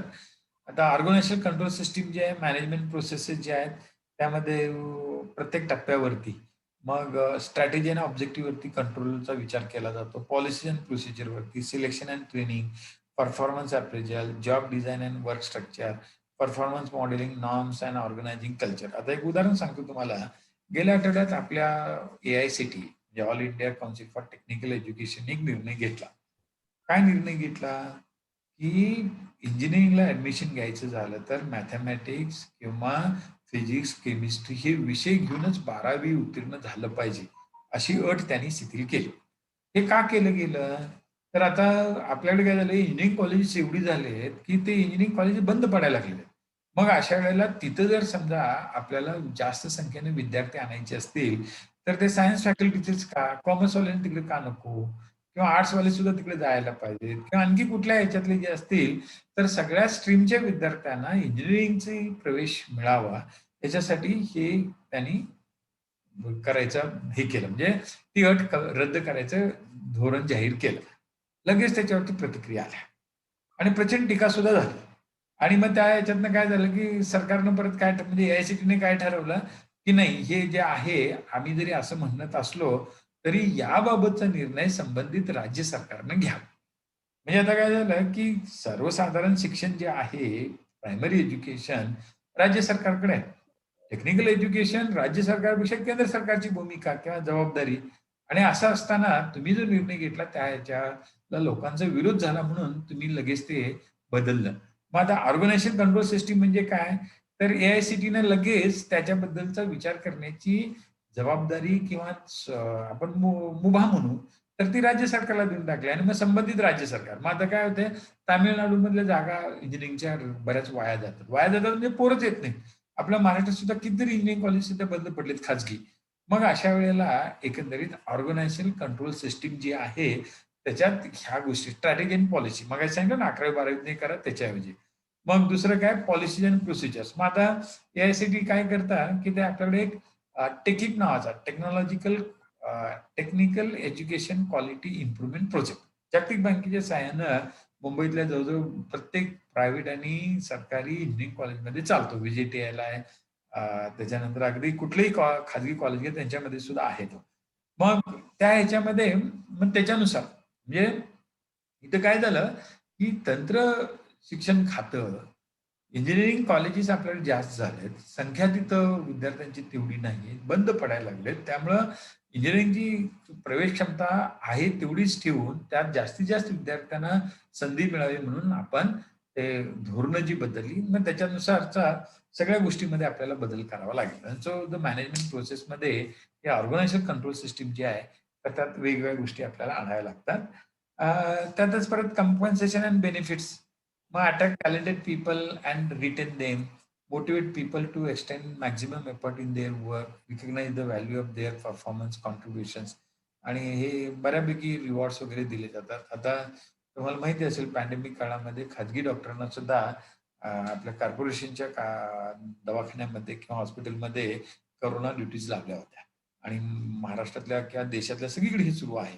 मग ते कॉम्पेन्सेशन अँड बेनिफिट्स त्याच्यामध्ये. त्यानंतर एम्प्लॉयी डिसिप्लिन ही कंट्रोलमध्ये महत्वाची आहे. त्याच्यानंतर hot stove rule. To be effective discipline should be 1. It is immediate. Focus on activity not on personality. It should be consistent, informative, occur in supportive setting, support realistic rule. मग what is a hot stove rule किंवा hot stove model of a control असं जर लक्षात आणलं, so to inculcate effective discipline among the subordinates or the colleagues, this model is very very effective. आणि ह्या hot stove rules कशाशी संबंधित आहे? परीक्षेत प्रश्न आला तर कंट्रोलिंग या कंट्रोलसाठी आणि मग त्याच्यात काय महत्वाचे घटक आहेत हे 6. तर ते तत्काळ असलं पाहिजे. त्यात सातत्य असलं पाहिजे. त्यानंतर ते इन्फॉर्मेटिव्ह म्हणजे त्याच्यामध्ये माहिती असली पाहिजे. म्हणजे ते एकदा त्यांनी हे केले की पुढे काय करायचं. त्याने प्रत्येक वेळेला थांबायला नको. लगेच हे केलं पाहिजे. आणि तिथं ती व्यक्तिनिष्ठच्या ऐवजी focus should be on activity म्हणजे कार्यनिष्ठ असली पाहिजे. आणि ऑफलाईन सपोर्टिव्ह सेटिंग म्हणजे ते एकंदरीत काय म्हणतात त्याला ते आपण पूरक असली पाहिजे. आणि रिअलिस्टिक रूल्स म्हणजे ते अतिशय कठीण रूल किंवा जे रूल किंवा जी उद्दिष्ट गाठता जे असे न ठेवता ती सहज साध्य होतील असं. इन्फॉर्मेशन अँड ऑर्गनायझेशन कंट्रोल सिस्टममध्ये इन्फॉर्मेशन मॅनेजियल मेथड सुद्धा महत्वाची आणि मग activity based costing, economic value added असते आणि अंडरस्टँडिंग द इम्प्लिकेशन ऑफ की फायनान्शियल मेजर्स ऑर रेशियोज हे वेगवेगळे व्हेरिएशन्स आहेत आणि आर्थिक शिस्त आणण्यासाठी ह्या गोष्टी महत्वाच्या मानल्या जातात. त्यानंतर पर्चेसिंग, इकॉनॉमिक ऑर्डर क्वांटिटी आणि नंतर JIT मधला काय ते जस्ट इन टाइम. तर कसं आहे की कॉस्ट कमी करायची असेल, तुम्ही बघता की आपल्याकडे एखादा प्रोजेक्ट घेतला, तर सुरुवातीला कॉस्ट प्रचंड असते. म्हणजे सॉरी कमी असते आणि नंतर जसं वेळ जाईल ती वाढत जाते. मग त्यात इन्फ्लेशन आहे. मग डिले बरोबर काही इतर गोष्टी त्याच्यात कॉम्पेन्सेशनच्या येतात. त्यानंतर याच्यावरचा खर्च वाढत जातो आणि नंतर बऱ्याच वेळेला तो प्रकल्पच कालबाह्य होतो. मग त्यामुळे ते आपल्याला मोठ्या प्रमाणात मॉडिफिकेशन्स करायला लागतात. सो ऑपरेशन मॅनेजमेंट कंट्रोलमध्ये inventory control is also very important आणि inventory is related to the purchasing आणि मग आपण जे काही परचेस करणार, तर त्याचा तत्काळ वापर झाला पाहिजे. ते वाया गेलं नसलं पाहिजे आणि ऑप्टिमम लेव्हलला ते परचेस केलं पाहिजे. कमी पडलं नसलं पाहिजे आणि मुबलकी झालं नसलं पाहिजे. जेवढंच पाहिजे तेवढंच आलं पाहिजे आणि JIT म्हणजे इकॉनॉमिक ऑर्डर क्वांटिटी म्हणजे इट्स अ काय ते optimum. Whatever is essential and sufficient to complete that particular function, that type of quantity or quality can be considered as a economic order quantity and ते just in time JIT timing schedule मध्ये झालं पाहिजे. त्यानंतर project management मध्ये पट आहेच. Programme evaluation review technique हा सुद्धा प्रोजेक्ट कंट्रोल मधला फार महत्वाचा भाग आहे. हे आपण डिटेलमध्ये प्रोजेक्ट मॅनेजमेंटमध्ये बघणार आहोतच. वेगळाच टॉपिक आहे तो. Then what are the barriers to the successful control? There are lot of barriers. Personal लेवलला आहेत, ऑर्गनायझेशन लेवलला आहेत, एक्सटर्नल असतात, इंटरनल असतात. मग ते कुठले कुठले आहेत?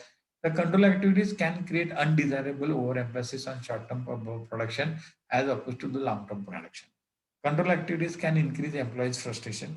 Control can encourage falsification of reports.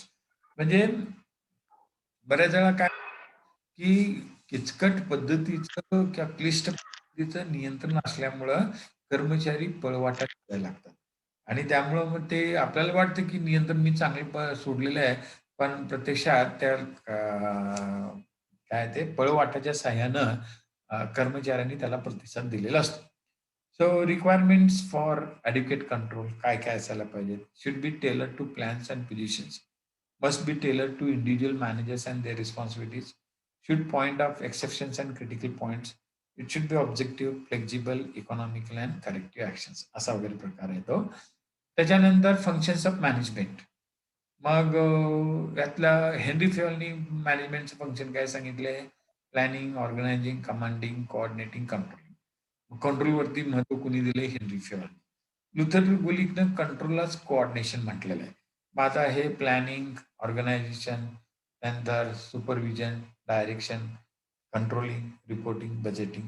मग हे लुथर गुलिकने सांगितलेलं आहे. So for Luther Gulick, control is a coordination. Some people say that it is supervision also. So when coordination and supervision are taken in consider to direct the organization, then that is called as a control. म्हणजेच Luther गुलिकची कंट्रोलची जी काही संकल्पना आहे ती Henry फेवलपेक्षा व्यापक आहे आणि Henry फेवलनी सांगितलेलं आहे मॅनेजमेंटचे एक फंक्शनच असं आहे, कंट्रोलिंग हे एक फंक्शन आहे. Then Lyndall Urwick, planning, organizing, commanding, coordinating, communicating, forecasting, investigating. मग again here like Luther Gulick, coordination हा परत एक पार्ट ऑफ कंट्रोल आणि त्याच्याबद्दल बाकीच्या काही गोष्टी त्यांनी त्याच्यात घेतलेल्या आहेत. Ralph Davis again he says the controlling part, planning organization आहेच. And the ELF break, he also says that controlling, coordinating both are separate and not one. Who says that controlling coordination is one? So Luther Gulick. And coordinating is a part and parcel of controlling, that is Lyndall Gurvik. And lastly, Kuntz and O'Donnell. So he also says that controlling is a different than any other aspect as told by the postcard. So आपल्याला बघा परीक्षेच्या संदर्भात त्या काही जोड्या जुळवा येतील किंवा फंक्शन्स ऑफ मॅनेजमेंट आणि ह्या चॅटवरती आधारित बऱ्याच प्रश्नांची उत्तर सुद्धा आपल्याला काढता येतात. आणि आपण वारंवार चर्चा करताना सांगितलेलं आहे की प्रश्न सोडवत असताना एकदा सोडवून झाल्यानंतर त्या पानावरती त्या प्रश्नात आलेल्या संकल्पना, त्या संकल्पनाबद्दल कुठल्या थिंकरनी विचार मांडले त्याच्याबद्दलची त्यांची नावं असं थोडंफार जर केलं तरी हे आपलं रिव्हिजन चांगल्या पद्धतीने होऊ शकतं. तर इथं 6 थिंकर्सनी मॅनेजमेंटची फंक्शन्स काय असतात ते सांगितले आहेत. And this slide has been taken in the controlling only because controlling is considered one of the very important prerequisite for improving productivity of the any organization. त्यात मग प्रत्येकाची व्याख्याही काही जणांची, त्यात ओडोलची व्याख्या बघितली आपण, हेनरी फ्युअलची बघितलेली आहे. The principles of the organizing by Lyndall Ulrich. Lyndall Ulrich पाहिजे, आरच्या एल पाहिजे ते. मग व्हॉट आर दिस अगेन आपण बघितलेले आहेत HRMच्या ह्याच्यामध्ये unit of objective, responsibility, specialization, span of control, scalar chain, simplicity, unity of command, unit of direction and principles of the uniformity. Then the span of control जो आहे, this very important aspect. So the span of control, that concept was put forward by whom? त्याच्यात लिंडाल उर्विक आहे, मेरी Parker फुलेट जे आहे तिने सुद्धा हे सांगितलेलं आहे. So we should know about that. So the span of control म्हटलं की मेरी पार्कर फुलेट आणि लिंडाल उर्विक आलं पाहिजे. आणि त्याच्यात what is the span of control? The number of subordinates that manager or supervisor can effectively and efficiently manage to control. त्यामुळे मगाशी आपण सुरुवातीलाच म्हटलं होतं की पॅन्डेमिकनी जगाला 2 शब्दांचं फार महत्व समजावून सांगितलंय, एफिशियन्सी आणि इफेक्टिव्हिटी. आणि मग आपल्या सर्व दैनंदिन जीवनातच नव्हे तर आपली जी काही उद्दिष्ट, जी परीक्षेतलं उद्दिष्ट असेल किंवा जे काही आपल्याला करायचं त्याच्यात ह्या 2 शब्दांचा अर्थ लक्षात घेऊनच आपली कृती निश्चित केली पाहिजे. So the number of the subordinates working under one particular officer depends on one type of the work, complexity. Variable works reduces it to 6, whereas routine fixed work increases it to 20 or more. त्यामुळे बऱ्याच वेळा परीक्षेत येतो की span of control optimum किंवा effective कुठला असेल, 6चा असेल की 20. So in between 6 to 20 and usually it is said that की 6 is consider as a optimum span of control. आणि परीक्षेत त्याच्यावरती प्रश्न आलेत. So types of control according to structure are narrow span control, that is a tall, wide span control, that is a flat. मग आता इथे ते poor organization design and structure results in bewildering morass of contradictions, confusion with roles, lack of coordination among functions, failure to share ideas, and slow decision making, bringing managers unnecessary complexity, stress and conflict. मग आता हे एकंदरीत multinational कंपन्यांना सध्या कोणत्या समस्यांना तोंड द्यावं लागतं हे दिलेलं आहे. आणि स्टीव्ह जॉब्सनी काय केलं की हा जो काही रिपोर्ट होता हार्वर्ड बिझनेस रिव्ह्यू मधला तो लक्षात घेतला आणि ऍपल मधलं HR जे इतकं चांगल्या पातळीवरती नेलं तर कमी लोकांच्या सहाय्यानं ऍपल ही सध्या जगातली जवळजवळ भारताच्या निम्मी टर्नओव्हर असलेली, भारताच्या GDPच्या निम्मी टर्नओव्हर असलेली कंपनी आणि 1 नंबरची कंपनी की जिचं ज्याला आपण म्हणतो ना 100 बिलियन म्हणजे $1 ट्रिलियन मध्ये उलाढाल गेलेली ती पहिली कंपनी आहे. That was related to all this what ever has been mention, everything was removed. आणि ते सगळे करेक्टिव्ह मेजर्स घेतले आणि त्याच्यातून झालं.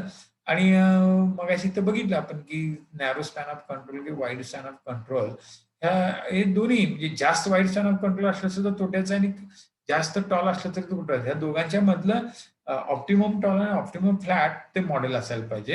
And organization structure describes how a company, department or a team is built and how it varies components fit together. मग आता हे जे आहे ते व्हर्टिकल झालं आणि हे जे हॉरिझॉन्टल झालं. मग आता हॉरिझॉन्टल त्याच्यामध्ये जर तुम्ही बघायला गेला तर प्रत्येक व्यक्तीकडे 3-3च दिलेले. मग ह्या तिघांच्या वरती हा, ह्या तिघांच्या वरती हा आणि मग ह्याच्या नीतीने त्याच्यावरती असं ती ऑर्गनायझेशन वाढत गेली, त्याला टॉल म्हणायचं. आणि मग त्याच्यातला स्पॅन ऑफ कंट्रोल असा वरच्या याच्यावर 6 गेला पाहिजे आणि एक व्यक्ती साधारणपणे 6 जणांच्यावरती नियंत्रण करू शकते, त्याच्यापेक्षा नाही. मग त्यात factors to tweak and arrange in order to build and organization structure आहे. मग याच्यात दिलेली ही सगळे लक्षात घेऊन the span of control and the chain of command. So span of control, number of subordinates who report directly to a given manager supervisor.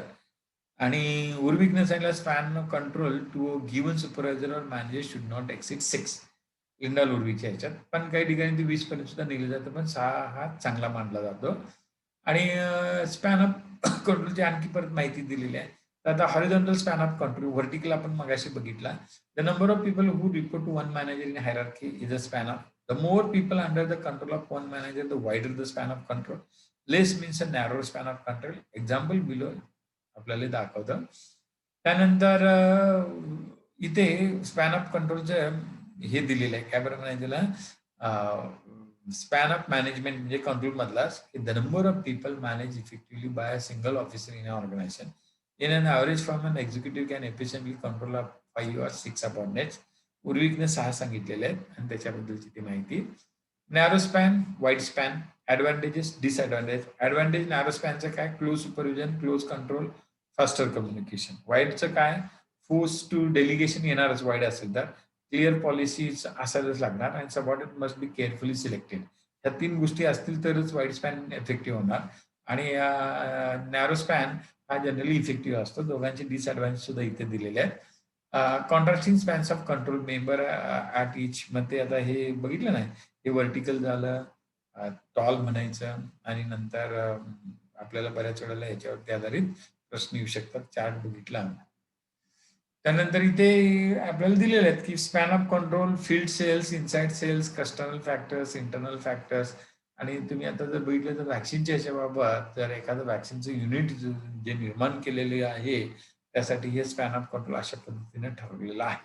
मग एक व्हॅक्सिन ऑफिसर इन्चार्ज असेल, मग त्याच्या हाताखाली काम करणारे किती लोक असतील, मग प्रत्यक्षात ते व्हॅक्सिन देणारे टेक्निकल स्टाफ किती असणार, पॅरामेडिकल्स किती असतील, त्यानंतर तिथं लोकांचं प्रबोधन करणार म्हणजे काउन्सिलर किती असतील. सो हे सगळं ते ठरलेलं असतं, त्याच्याबद्दलची माहिती आहे. हे एखाद्या कंपनीच्या संदर्भात घेतलेले आहे. जनरली कंपनीबद्दल आपल्याला प्रश्न येत नाही. Maximum the questions are asked on the organization or the administration. तर अशा पद्धतीनं बघा आपण हे जे मॅनेजमेंटचा हा जो कन्सेप्ट आहे त्याच्यावरचे स्लाइड्स आपण बघितल्या.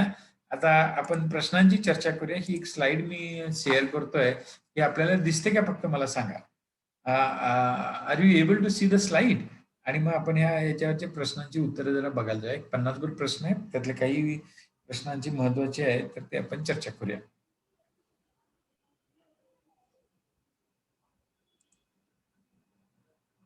ओके.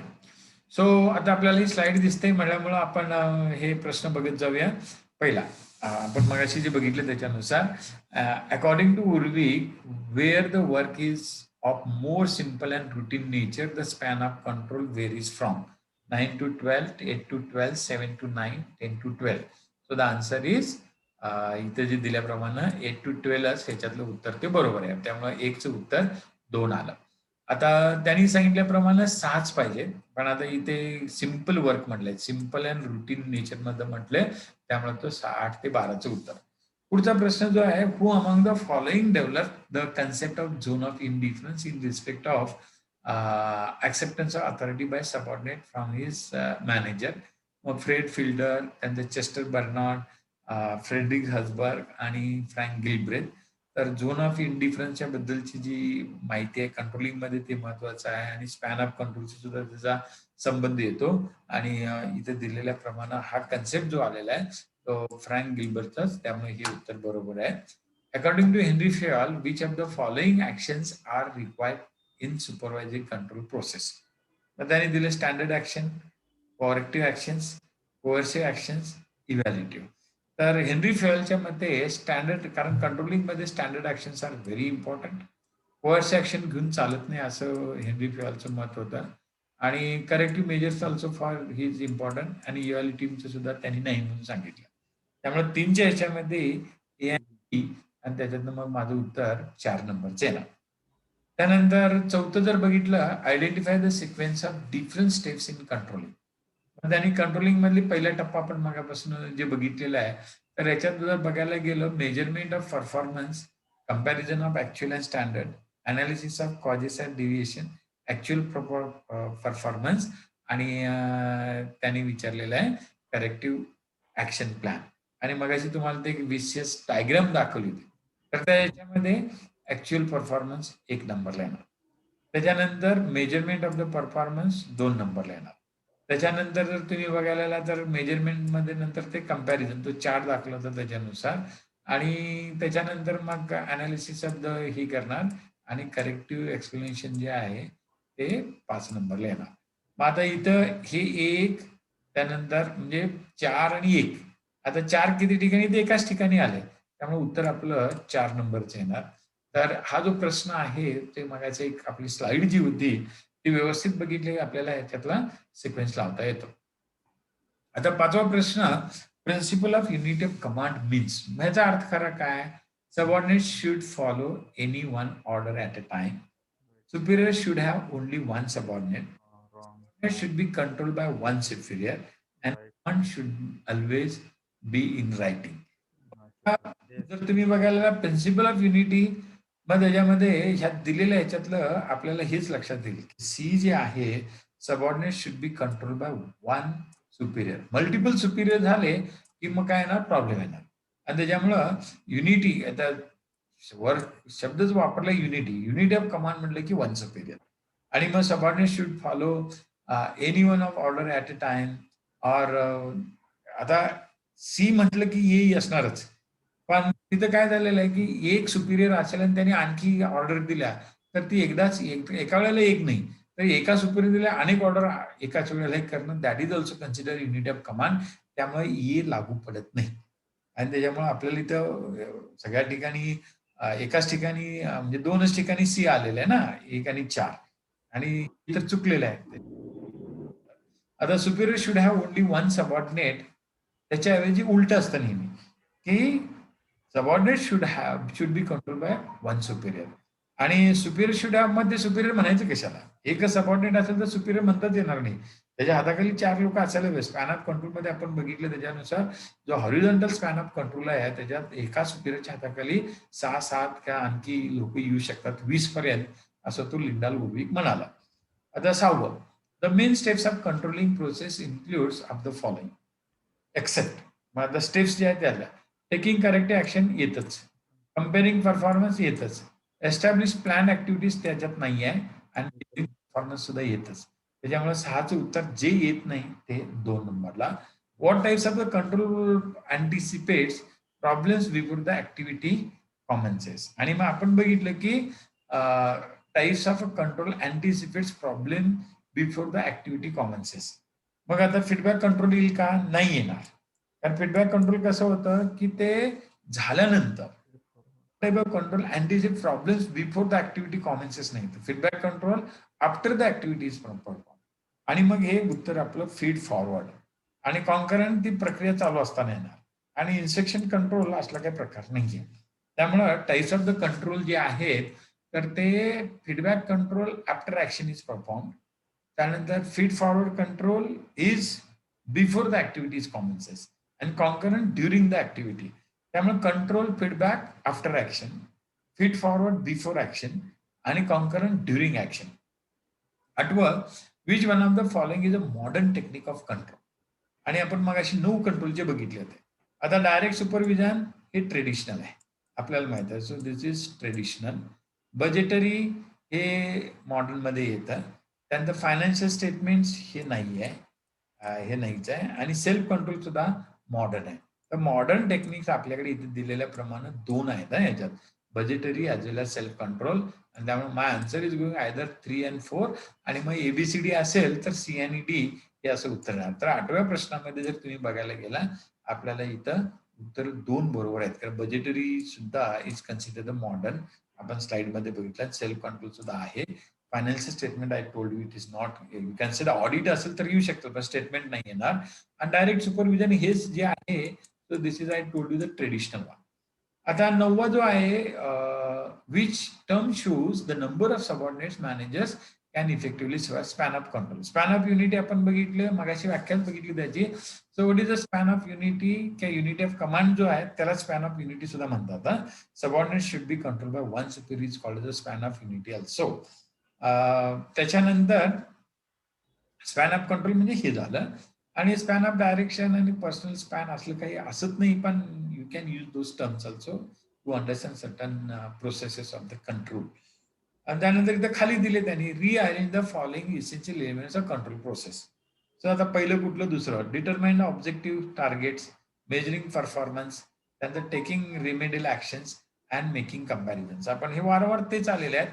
मग त्याच्यात पहिले काय ऑब्जेक्टिव्ह येणार 1 नंबरला, त्यानंतर मेजरिंग परफॉर्म 2 नंबरला येणार, त्याच्यानंतर कंपॅरिझन येणार, आणि हे 3 जे आहे ते 4ला येणार.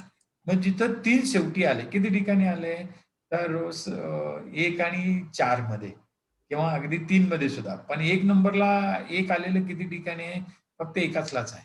त्यामुळे my answer will be going to be 2. तर 10चं उत्तर येईल. आता 11व्याला जर मी गेलो, identify the correct statements from the following. मग त्याच्यात पहिलं काय दिलंय, conceptually control is the last function of the management and that has to be understood. कारण नियंत्रण हे शेवटीच येणार. कारण आता आपण मगाशी बघितले ना, functions of the management as told by various.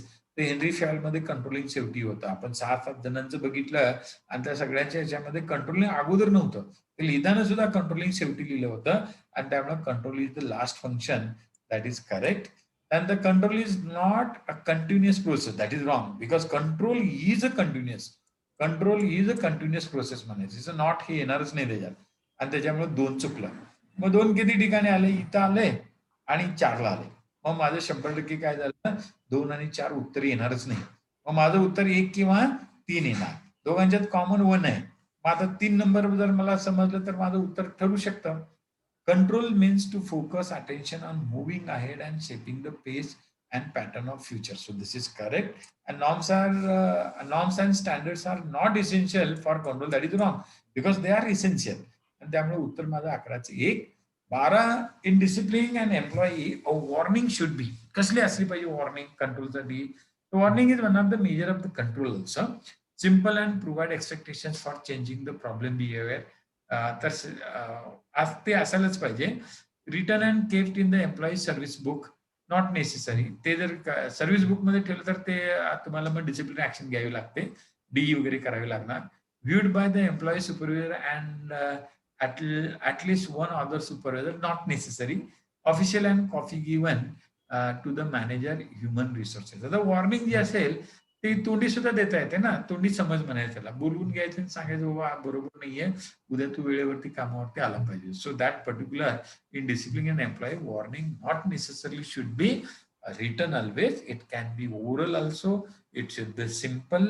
And ती वॉर्निंग ही मोटिवेटिंग असली पाहिजे.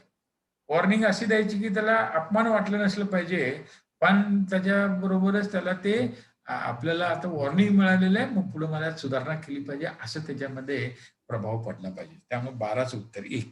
Transfer policy should be effective. Control मध्ये transfer is also consider one of the measure of the control. तुम्ही आजच बघितलं असाल की आता आपल्याकडे मुंबई पोलिसांची इमेज सुधारण्यासाठी आपल्या आयुक्तांना हलवलं, आणि नुसते आयुक्त हलवले नाही तर आमच्याकडे डीजीपी नवीन आणले. त्याच्यानंतर आपल्याकडले काय म्हणतात त्याला ते राज्य सुरक्षा बल जे आहे तिथं वेगळे डीजीपी नेले. सो हा जो काही ट्रान्सफरचा उद्देश महत्वाचा काय आहे, नियंत्रणाचाच. त्यानंतर मग टू हॅरॅस द एम्प्लॉई हे ट्रान्सफरचं असत नाही. ट्रान्सफर पॉलिसी ज्या हॅरॅससाठी असतच नाही. Not to harass the employee असंही नाही. त्यामुळे in the interest of the organization as well as that of the employees. त्याच्यामुळे हे 3 नंबरच येणार. 14, discipline tribunal can impose which of the following sanctions in respect to a member against whom charge of misconduct has been appealed. तर हे सगळेच discipline tribunal म्हणजे disciplinary actions कुठल्या कुठल्या आहेत, एक्सपल्शन आहे, फाईन आहे, सस्पेन्शन आहे, टर्मिनेशन आहे. त्यामुळे दिलेल्या ह्या सगळ्याच म्हणायच्या. You have received a complaint from junior employee about his immediate boss on particular incident. What step will you take first, असं दिलेलं आहे. मग आता हा प्रकार बऱ्याच वेळा मुलाखतीत सुद्धा विचारला जातो आणि त्याच्यामुळे आपल्याला ते माहितीच पाहिजे. So you will take more details. आणि बऱ्याच वेळेला हा डिसिजन मेकिंगचाच प्रकार असतो. 15चं उत्तर 3. 16 under control mechanism, sometimes organizational objectives can point in one direction, but performance measurement feedback practices can pull behavior in another. This phenomenon is called as the goal displacement. आता हा प्रश्न एमपीएससीच्या परीक्षेत आला. पहिल्यांदा आता इथं जिथं तुम्हाला अशा प्रकारची दिसेल तर ते गोल डिस्प्लेसमेंट ते जे आहे पहिल्यांदा दिलेलं आणि नंतर ते उत्तर त्यांनी बदललं and the answer is role conflict. So what is the correct definition of the role conflict is given here by MPSC or our exam conducting body. So answer is 2. And then मग हे लक्षात घ्यायचं की the correct definition of the role conflict is this. What is goal displacement, what is damming effect, what is zero effect. मग ह्याच्या व्याख्या आपण शोधून काढायच्या कारण ह्या तिन्ही किंवा चारही संकल्पना परीक्षेमध्ये आलेल्या आहेत. So we should know about it. पुढे बघा नॉट कंट्रोलिंग टेक्निक म्हटलेलं आणि आपण बघितलेलं आहे की इथं बघायला गेला तर बजेटिंग हे कंट्रोलिंग आहे, MIS आहे, पोर्ट CPM आहे आणि स्वॉट अनालिसिस मात्र त्यातलं नाहीये आणि त्याच्यामुळे सी येणार नाही. त्यामुळे त्याने विचारलं नॉट अ कंट्रोलिंग तर उत्तर 3. Which type of control involves gathering information but about a completed activity, evaluating that information and try to improve similar activities in the future. आता मग असा जो प्रश्न आहे त्याच्यानुसार हे फीडबॅकच येणार ना. Gathering information about a completed, इथे कम्प्लिटेड म्हटलंय मग ते फीडबॅक आला म्हणायचं. आणि जर समजा स्टार्टिंग म्हटलं तर that will be feed forward आणि सुरू असताना कंट्रोलिंग. म्हणजे बघा प्रश्न अनेक वेळा तेच असतात फक्त त्याच्यात थोडं बदललं जातं. Again the 19th question, budgetary control system is a modern method of the control and is required in a organization because why. So एमपीएससीने पहिलं उत्तर दिलं होतं organization aim at highest profitability आणि नंतर ते बदललं एस्टिमेशन, त्यांचं implementation of task and taking corrective measures leads profitability. 19.3 the proper sequence of a steps in control process is as usual, sorry as follows. आणि आपण मगाशी बघितले त्याच्यानुसार मग हेच येणार की हा स्टँडर्ड ठरवलं पाहिजे, अप्रेझल केलं पाहिजे, कंपॅरिझन आणि करेक्टिव्ह ऍक्शन. 20चं उत्तर 1. 21ला मी गेलो, which of the following techniques government control over municipal corporation is most suitable and democratic. Supersession of corporation body, no. Removal of the mayor might not be. Advice and information हा जो आहे, so that is considered as a one of the suitable and democratic this thing. And prior offer of any local action ही काही घ्यायची गरज असत नाही. त्यामुळे 21चं उत्तर 3. 22 which of the following factors affect the span of control? Efficiency and expenditure, त्यानंतर control and punishment, nature of work and communication, demand and supply. आता बघा मॅनेजमेंटचा महत्वाचा उद्देशच आपला असतो की प्रॉफिटेबिलिटी. त्यामुळे following factors affect the span of control जर म्हटलं तर हाताखाली काम करणाऱ्या कर्मचाऱ्यांची संख्या कशावर निर्धारित होऊ शकते. तर एफिशियन्सी अँड एक्सपेंडिचर ते फार म्हणजे गौण मानता येईल ते ना. कंट्रोल अँड पनिशमेंट ते सुद्धा गौण मानता येईल. Nature of work and communication आणि डिमांड सप्लाय प्रॉफिटेबिलिटी वाढवायची झाली तर हे 4थंच उत्तर बरोबर आहे. पहिल्या 3 या 1 आणि 2 लागू पडत नाही, 3 लागू पडतं पण त्या तिन्हीपेक्षा 4 नंबर बरोबर जास्त.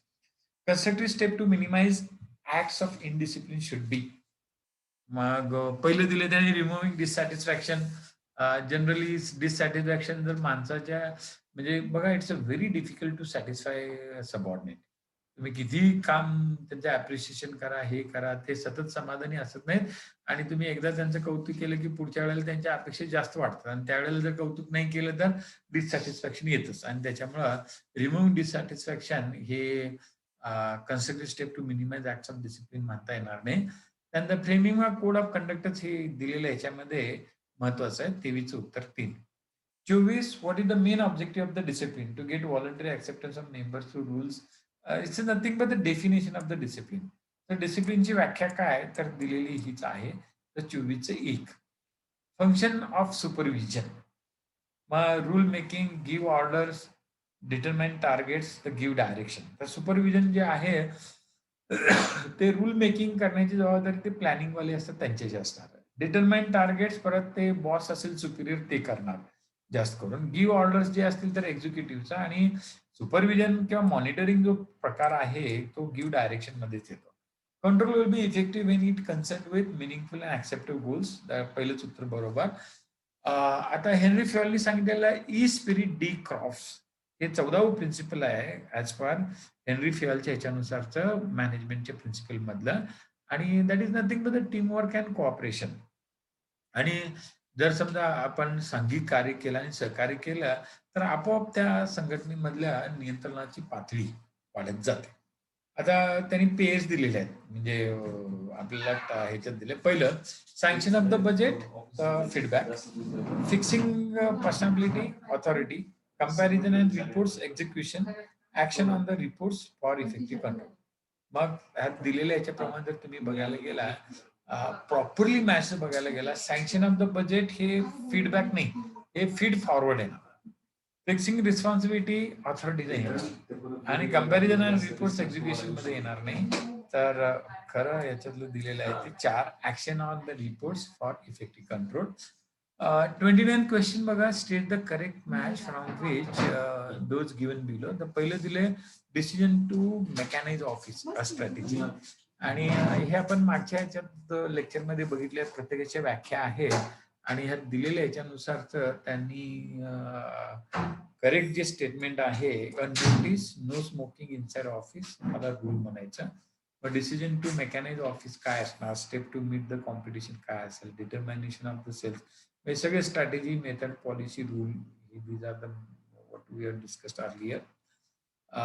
30वा प्रश्न जो आहे, which is the last step in the control process, आणि आपण बघितले मागापासून बघते corrective deviation 3. Control will be effective Wien it is concern with meaningful, आता रिपीट झालाय तोच येणार. 31चं उत्तर 1. 32, which of the following factors can affect the, रिपीटच आहे, म्हणजे हा प्रश्न आपला 32वा रिपीट झालाय किंवा हा सुद्धा रिपीट झालेला आहे. then the principle of span of control, the number of subordinates employed, ते रिपीटच झालेलं आहे. So this is the answer here. The most effective means of citizens control over administration is election. Citizens control म्हटलेलं आहे. त्यामुळं pressure group असेल तर सगळेच लोक असत नाही, थोडीच असणार. ऍडवायझरी किंवा सल्लागार, तज्ञ किंवा एलाइड ग्रुप असणार. आणि पब्लिक ओपिनियन म्हटलं तर there is no consensus, difference असणार. आता information you believe to be untrue or confidential has reached you via the grapevine. grapevine म्हणजे ज्याला आपण म्हणतो ना अफवा पद्धतीनं तुमच्याकडं एखादी गोष्ट पोहोचली, व्हॉट ऍक्शन विल, किंवा ग्रेपवाईन पद्धतीनं अफवा पसरतात असं थोडक्यात. एक प्रत्यक्षात ती घटना घडलेलीच नसते, घडली असेल तर तिचं रूप जे असतं ते वेगवेगळ्या प्रकारचं आपल्यापर्यंत पोहोचतं. आणि what action will you take to handle such situation when communication is out of control. मग emphasis on feedback mechanism, help from professional agencies, subordinate are taken in confidence, none of this. आता ह्या तिन्ही गोष्टी केल्या तरी सुद्धा अफवावरती आपल्याला नियंत्रण किंवा डॅमेज कंट्रोल करता येत नाही, आणि मग त्याच्यासाठी आपल्याला वेगळ्या पद्धती कराव्या लागतील. आणि बघा, आता आपल्याकडे नेहमी कसं होतं की बॉम्बस्फोट झाला किंवा असं काही झालं की तणाव निर्माण झाला, आंदोलन झाली, तर पहिल्यांदा आपण ते कम्युनिकेशन नेटवर्कच कंट्रोल करतो. म्हणजे मोबाईल फोन जे असतील तर ते नॉट रिचेबल यायला लागतं. So that type of what you can call taking coercive methods. तर 35च्या याच्यामध्ये it's related the law and order, coercive methods घ्यायला पाहिजेत. त्यामुळे 35चं उत्तर 4. 36, principle of span of control means, आता मगापासून आपण बघितलं हा रिपीटच झालेला आहे. अँड तिसरं उत्तर, control or supervision of the superior over the. Okay, so याच्यात जरा वेगळ्या पद्धतीने दिले. 1 employee should receive orders from 1 superior only. Then the number of subordinate employee that an administrator can be effectively directed. So इथं दिलेल्या याच्याप्रमाणे span of control मध्ये ही व्याख्या बरोबर पडते. Number of subordinate employee that an administrator can effectively control. आणि 3 लागू नाही, 1 लागू नाही. The number of people being control ते येणारच नाही. Direct control. सो 36चं उत्तर 2 नंबरचे लक्षात ठेवा. मला अगोदर वाटला सारखाच प्रश्न आहे, पण त्याच्यात उत्तर वेगळं आहे. Direct control is the control that is exercise after the deviations from the plans have occurred. Which of the following is not an underlying assumption of direct control? मग डायरेक्ट कंट्रोल कशावरती, तर परफॉर्मन्स कॅन बी मेजर्ड ह्याच्यावरती. That is one of the prerequisite. Time expenditure is warranted. Mistakes can be discovered and personal responsibility absent. हे येऊ शकणार नाही direct यासाठी, कारण personal responsibility is important for the direct control, आणि ते जर नसेल तर येऊ पडणार नाही. त्यामुळं control is the control which one of the following जे नॉट म्हटलेलं आहे, आणि त्यामुळे 2 येणार नाही उत्तर. म्हणजे ते उत्तर येणार, म्हणजे कारण डायरेक्ट कंट्रोलसाठी हे उरलेले 3 प्रीरिक्विजिट्स. स्पॅन ऑफ कंट्रोल मीन्स काय? म्हणजे स्पॅन ऑफ कंट्रोलची बघा वेगवेगळे प्रश्न आहेत आणि प्रत्येकाचे पर्याय वेगवेगळे आहेत. Power to control and enterprise, then duration of the executive control, number of subordinates हे येणार. कारण स्पॅन ऑफ कंट्रोल मध्ये आपण बघितलं की 6 लोक लिंडाल उडविकनी सांगितले त्याच्यानुसार येतात, आणि पण याच्यात विचारताना प्रश्न वेगवेगळे पर्याय दिले, तर ते लक्षात घेऊन आपल्याला उत्तर शोधायला पाहिजे. 39 span of control and important factor which is to be taken into account when undertaking organizational design. Maintain a large span of control within an organization is most effective in all aspect one of the following situations. तर large span of control असेल तर काय, when jobs are similar but have varying performance measures, त्यावेळेलाच. तर 49 उत्तर 3. Supervision is a mechanism of control over subordinates has been founded to be more effective than behaviour control. आणि तेच आपण मगाशी बघितलं, लुथर गुलिगनं जे पोस्टकॉर्प जे सांगितले त्याच्यामध्ये coordination and supervision can be consider as a part of control. त्यामुळे 40 उत्तर 4. 41 coordination is the removal of conflict from the organization by. इथं कोऑर्डिनेशनची खरी व्याख्या दिली. तर what is the definition of coordination म्हटलं की removal of conflict from the organization. मग by which method? Securing cooperation and teamwork, securing organizational goals, securing a harmonious organization, removing overlapping and working cross purposes. तर coordination मध्ये हे 4 लागू पडतात, आणि that is one of the very important thing. And then removal of conflict from organisation by removing overlapping and working cross purpose. असं झालं तरच conflict येणार आहे, आणि त्याच्यामुळे 41 उत्तर 4. आता 42, in your view which is the best way of tackling administrative conflicts?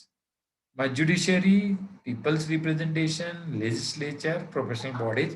आणि सध्या आपण बघतो की प्रोफेशनल बॉडीज जास्त उपयोगी पडतात, आणि we discuss that modern mean of control is PERT, CPM, MIS, आणि मग त्या प्रोफेशनल बॉडीनुसारच ते केलं जातं. तज्ञ लोक महत्वाची. The appropriate manager behaviour is in a given situation depends on wide variety of the elements. मग ते कुठले कुठले? Classical approach, quantitative approach, behavioural तर क्वांटिटेटिव्ह अप्रोचेस. त्याचं उत्तर. Balancing and reconciling possible conflicts among goals is optimizing. म्हणजे जर आपण मगापासून ऑप्टिमायझेशनचा खरा अर्थ काय आहे मगाशी त्याचे मी सांगितलं की what ever is a sufficient, त्या गोष्टी आपण कर्मचाऱ्यापर्यंत पोहोचवल्या पाहिजेत. आणि एका मध्ये म्हणजे आता परीक्षेत पास व्हायला मला पुरेसं काय आहे म्हणजे सफिशियंट, आणि नंतर व्हॉट एव्हर इज एक्सपेक्टेड. तर एक्सपेक्टेड आणि पुरेसं, सफिशियंट आणि एक्सपेक्टेड, ह्या दोन्ही गोष्टींची सांगड गाठली की त्याच्यातनं optimization of the resources, time, everything येतं. आणि that is nothing but balancing and reconciling possible conflict among the goal. The conflict resolution approach that response आपल्या स्लाइडमध्ये बघितलंय with a high level of assertiveness and low level of coordination is referred as a forcing. आणि कॉम्प्रोमाइजचं काय असणार आहे? Collaborating, avoiding. हे म्हणजे कन्फ्लिक्ट रिझोल्युशन मध्ये हाय लेवल ऑफ म्हणजे एक असर्टिव्हनेस येतो आणि कोऑपरेटिव्हनेस येतो. आता हाय लेवल ऑफ हे दोन्ही हाय असेल म्हणजे असर्टिव्हनेस आणि कोऑर्डिनेशन दोन्ही जर असेल तर त्याला कोलॅबरेटिंग म्हणायचं. असर्टिव्हनेस जास्त आहे, लो लेवल, त्याला फोर्सिंग म्हणायचं. आणि हाय लेवल ऑफ द कोऑपरेटिव्हनेस आहे, लो लेवल ऑफ असर्टिव्हनेस आहे, कॉम्प्रोमाइजिंग म्हणायचं. आणि दोन्ही लोच असेल तर त्याला अवॉइडिंग म्हणायचं. त्यामुळे हा चार्ट तयार करून तुम्हाला 45 याच्यातनं कॉम्प्रोमाइजिंग, फोर्सिंग, कोलॅबरेटिंग, अवॉइडिंगचे डेफिनेशन समजू शकतील. Then 46 question, the fact that 70 to 80% of manager's time is taken up by his interactions with the others highlights the need for effective communication for successful management. Which of the following strategies is not likely to improve communication effectiveness? But the communication effectiveness is very, very important for the controlling the organization. मग आता आपण मगापासून बघितले त्याच्यात avoiding non verbal cues चालणार नाही, त्या असल्याच पाहिजेत. त्यानंतर युजिंग सिम्पल अँड अनअम्बॅग्युअस लँग्वेज असली पाहिजे कम्युनिकेशन मध्ये. Using active listening techniques, that is बघा बऱ्याच वेळेला अधिकारी हा बोलण्यापेक्षा ऐकणार असायला पाहिजे असं म्हटलं जातं, आणि त्याच्यामुळे listening skills are very important. Here it is not hearing, you have to remember the word listen. Listen and hear मध्ये फरक आहे. Listen is nothing but you are paying attention and understanding what the other want to say. Using appropriate and consisting non-verbal cues, that is also म्हणजे 1 आणि 4 जर बघितलं तर avoiding हे आलेलं आहे, आणि त्याच्याऐवजी हे मग दिलेलं आहे याच्यानुसार which of the following strategy is not likely, तर 1 येणार. ह्या तिन्ही स्ट्रॅटेजीज येणार, आणि त्यामुळे लाईकली स्ट्रॅटेजी आलं तर हे BCD बनतात, 3-4 2-3-4 हे येणार वेगळं वेगळं. त्यानंतर 47 MBO, management by objectives, is a joint setting goals and objectives by superiors and subordinates. If you were responsible for setting up an MBO program, which of the following steps would you need to complete before the others? आणि मग त्याच्यात आता इथं काय केले त्यांनी, actually पर्याय आपल्याकडे 4च असायला पाहिजे, तिथं 5 दिलेत, पण आता आपण बघूया हे BCDE असं दिलं, त्याच्यातून तुमच्या लक्षात येईल. आता ह्या दिलेल्यापैकी कुठली पहिली टप्पा घेतला पाहिजे. So again, we know the various stages. Establish specific goals for various departments, subunits, individuals. Formulate action plans. Clarify organization rules. Implement self-control. Mistakes can be discovered in time. मग आता MBO मध्ये जर बघायला गेला तर नेहमीप्रमाणे हेच पहिले येणार, आणि त्यामुळे उत्तर ते establish specific goals for various departments, units and individuals, आणि तेच that is a joint setting of goals and objective by superiors, ते येणार. आता ते एकदा आपण गोल स्पेसिफिक ठरवले की त्या गोल्सनुसार ह्या काय म्हणतात त्याला, ते फॉर्म्युलेट ही 2 नंबरचा असायला पाहिजे. त्यानंतर प्रत्येकाचे रोल्स ठरवले गेले पाहिजेत, आणि इम्प्लिमेंटेशन सुरू केले की त्याच्यातून तुम्हाला मिस्टेक समजल्या पाहिजेत. त्यामुळं आन्सर याच्यातलं 1 येणार, आणि MBO याच्यातलं शेवटचं काय येईल तर ते mistake can be discovered in time, हेच त्याच्यामध्ये येईल. त्यानंतर principle of span of control means हा रिपीटच झालेला आहे की, but again alternative number of subordinate employees that administrative can effectively direct, that is the answer. Second last question, one who tells one supervisor anything detrimental to an associate is called a squealer, rate buster, chiseler, none of the above. आणि मग कंट्रोलिंगच्या language मध्ये त्याला स्क्वेलर म्हणायचं. आणि 50वा प्रश्न आणि पहिला प्रश्न दोन्ही सारखेच आहेत, आणि त्यात उर्विकनं सांगितल्याप्रमाणे ऍक्च्युली त्यांनी विचारलं होतं की according to Urwick where the work is more simple and routine of nature, span of control 8 ते 12. हा MPSCतला प्रश्न आल्यामुळे 8 ते 12. Otherwise we have seen that 6 to 20 चालू शकतं, पण त्याच्यात उर्विकने सांगितले it has to less than 6. तर 50वा प्रश्न आणि पहिला प्रश्न ह्या दोघांची जर तुम्ही तुलना केली तर तुमच्या लक्षात येईल की ते सारखेच आहेत, पण आपल्याला एकंदरीत माहिती असायला पाहिजे की उर्विकने सांगितले 6 पेक्षा कमी लोकांच्यावरती एखादा अधिकारी खूप चांगल्या पद्धतीने नियंत्रण ठेवू शकतो. So likewise we finished our second topic. Actually this is the first topic only, administration management. आणि अशा पद्धतीनं आपल्या पेपर मधल्या 100 मार्कापैकी 30 मार्काचं हे वेगवेगळे जे घटक आहेत, ऍडमिनिस्ट्रेशन मध्ये सुद्धा आपण एक 7 घटक बघितले, आणि मॅनेजमेंट मध्ये 6, असे 7 आणि 7 13 घटक. दोन्हीकडचं रिपीट झालेलं आहे, रिस्पॉन्सिव्ह ऍडमिनिस्ट्रेशन, ई गव्हर्नन्स, त्याची परत काय आपण चर्चा करायला नको. And this Friday, so not tomorrow but day after that, you will have to give 1 paper, 100 मार्क्सचा पेपर असेल. ज्यांना आमच्या कार्यालयात येऊन सोडवायचं ते सोडवू शकतात, आणि ज्यांना घरी सोडवायचं they can do that. So choice is yours. आता तुम्हाला काही प्रश्न असेल तर विचारा, मग मी उत्तर सांगतो. Otherwise will stop over here. कुणी जरी अनम्यूट केला आणि जरी विचारलं तरी चालेल, नाही तर otherwise I will stop.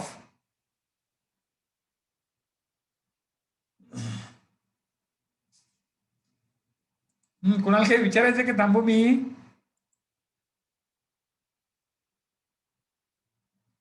Okay, so see you on then next Friday. Thank you, sir. Thank you. Good night to everybody.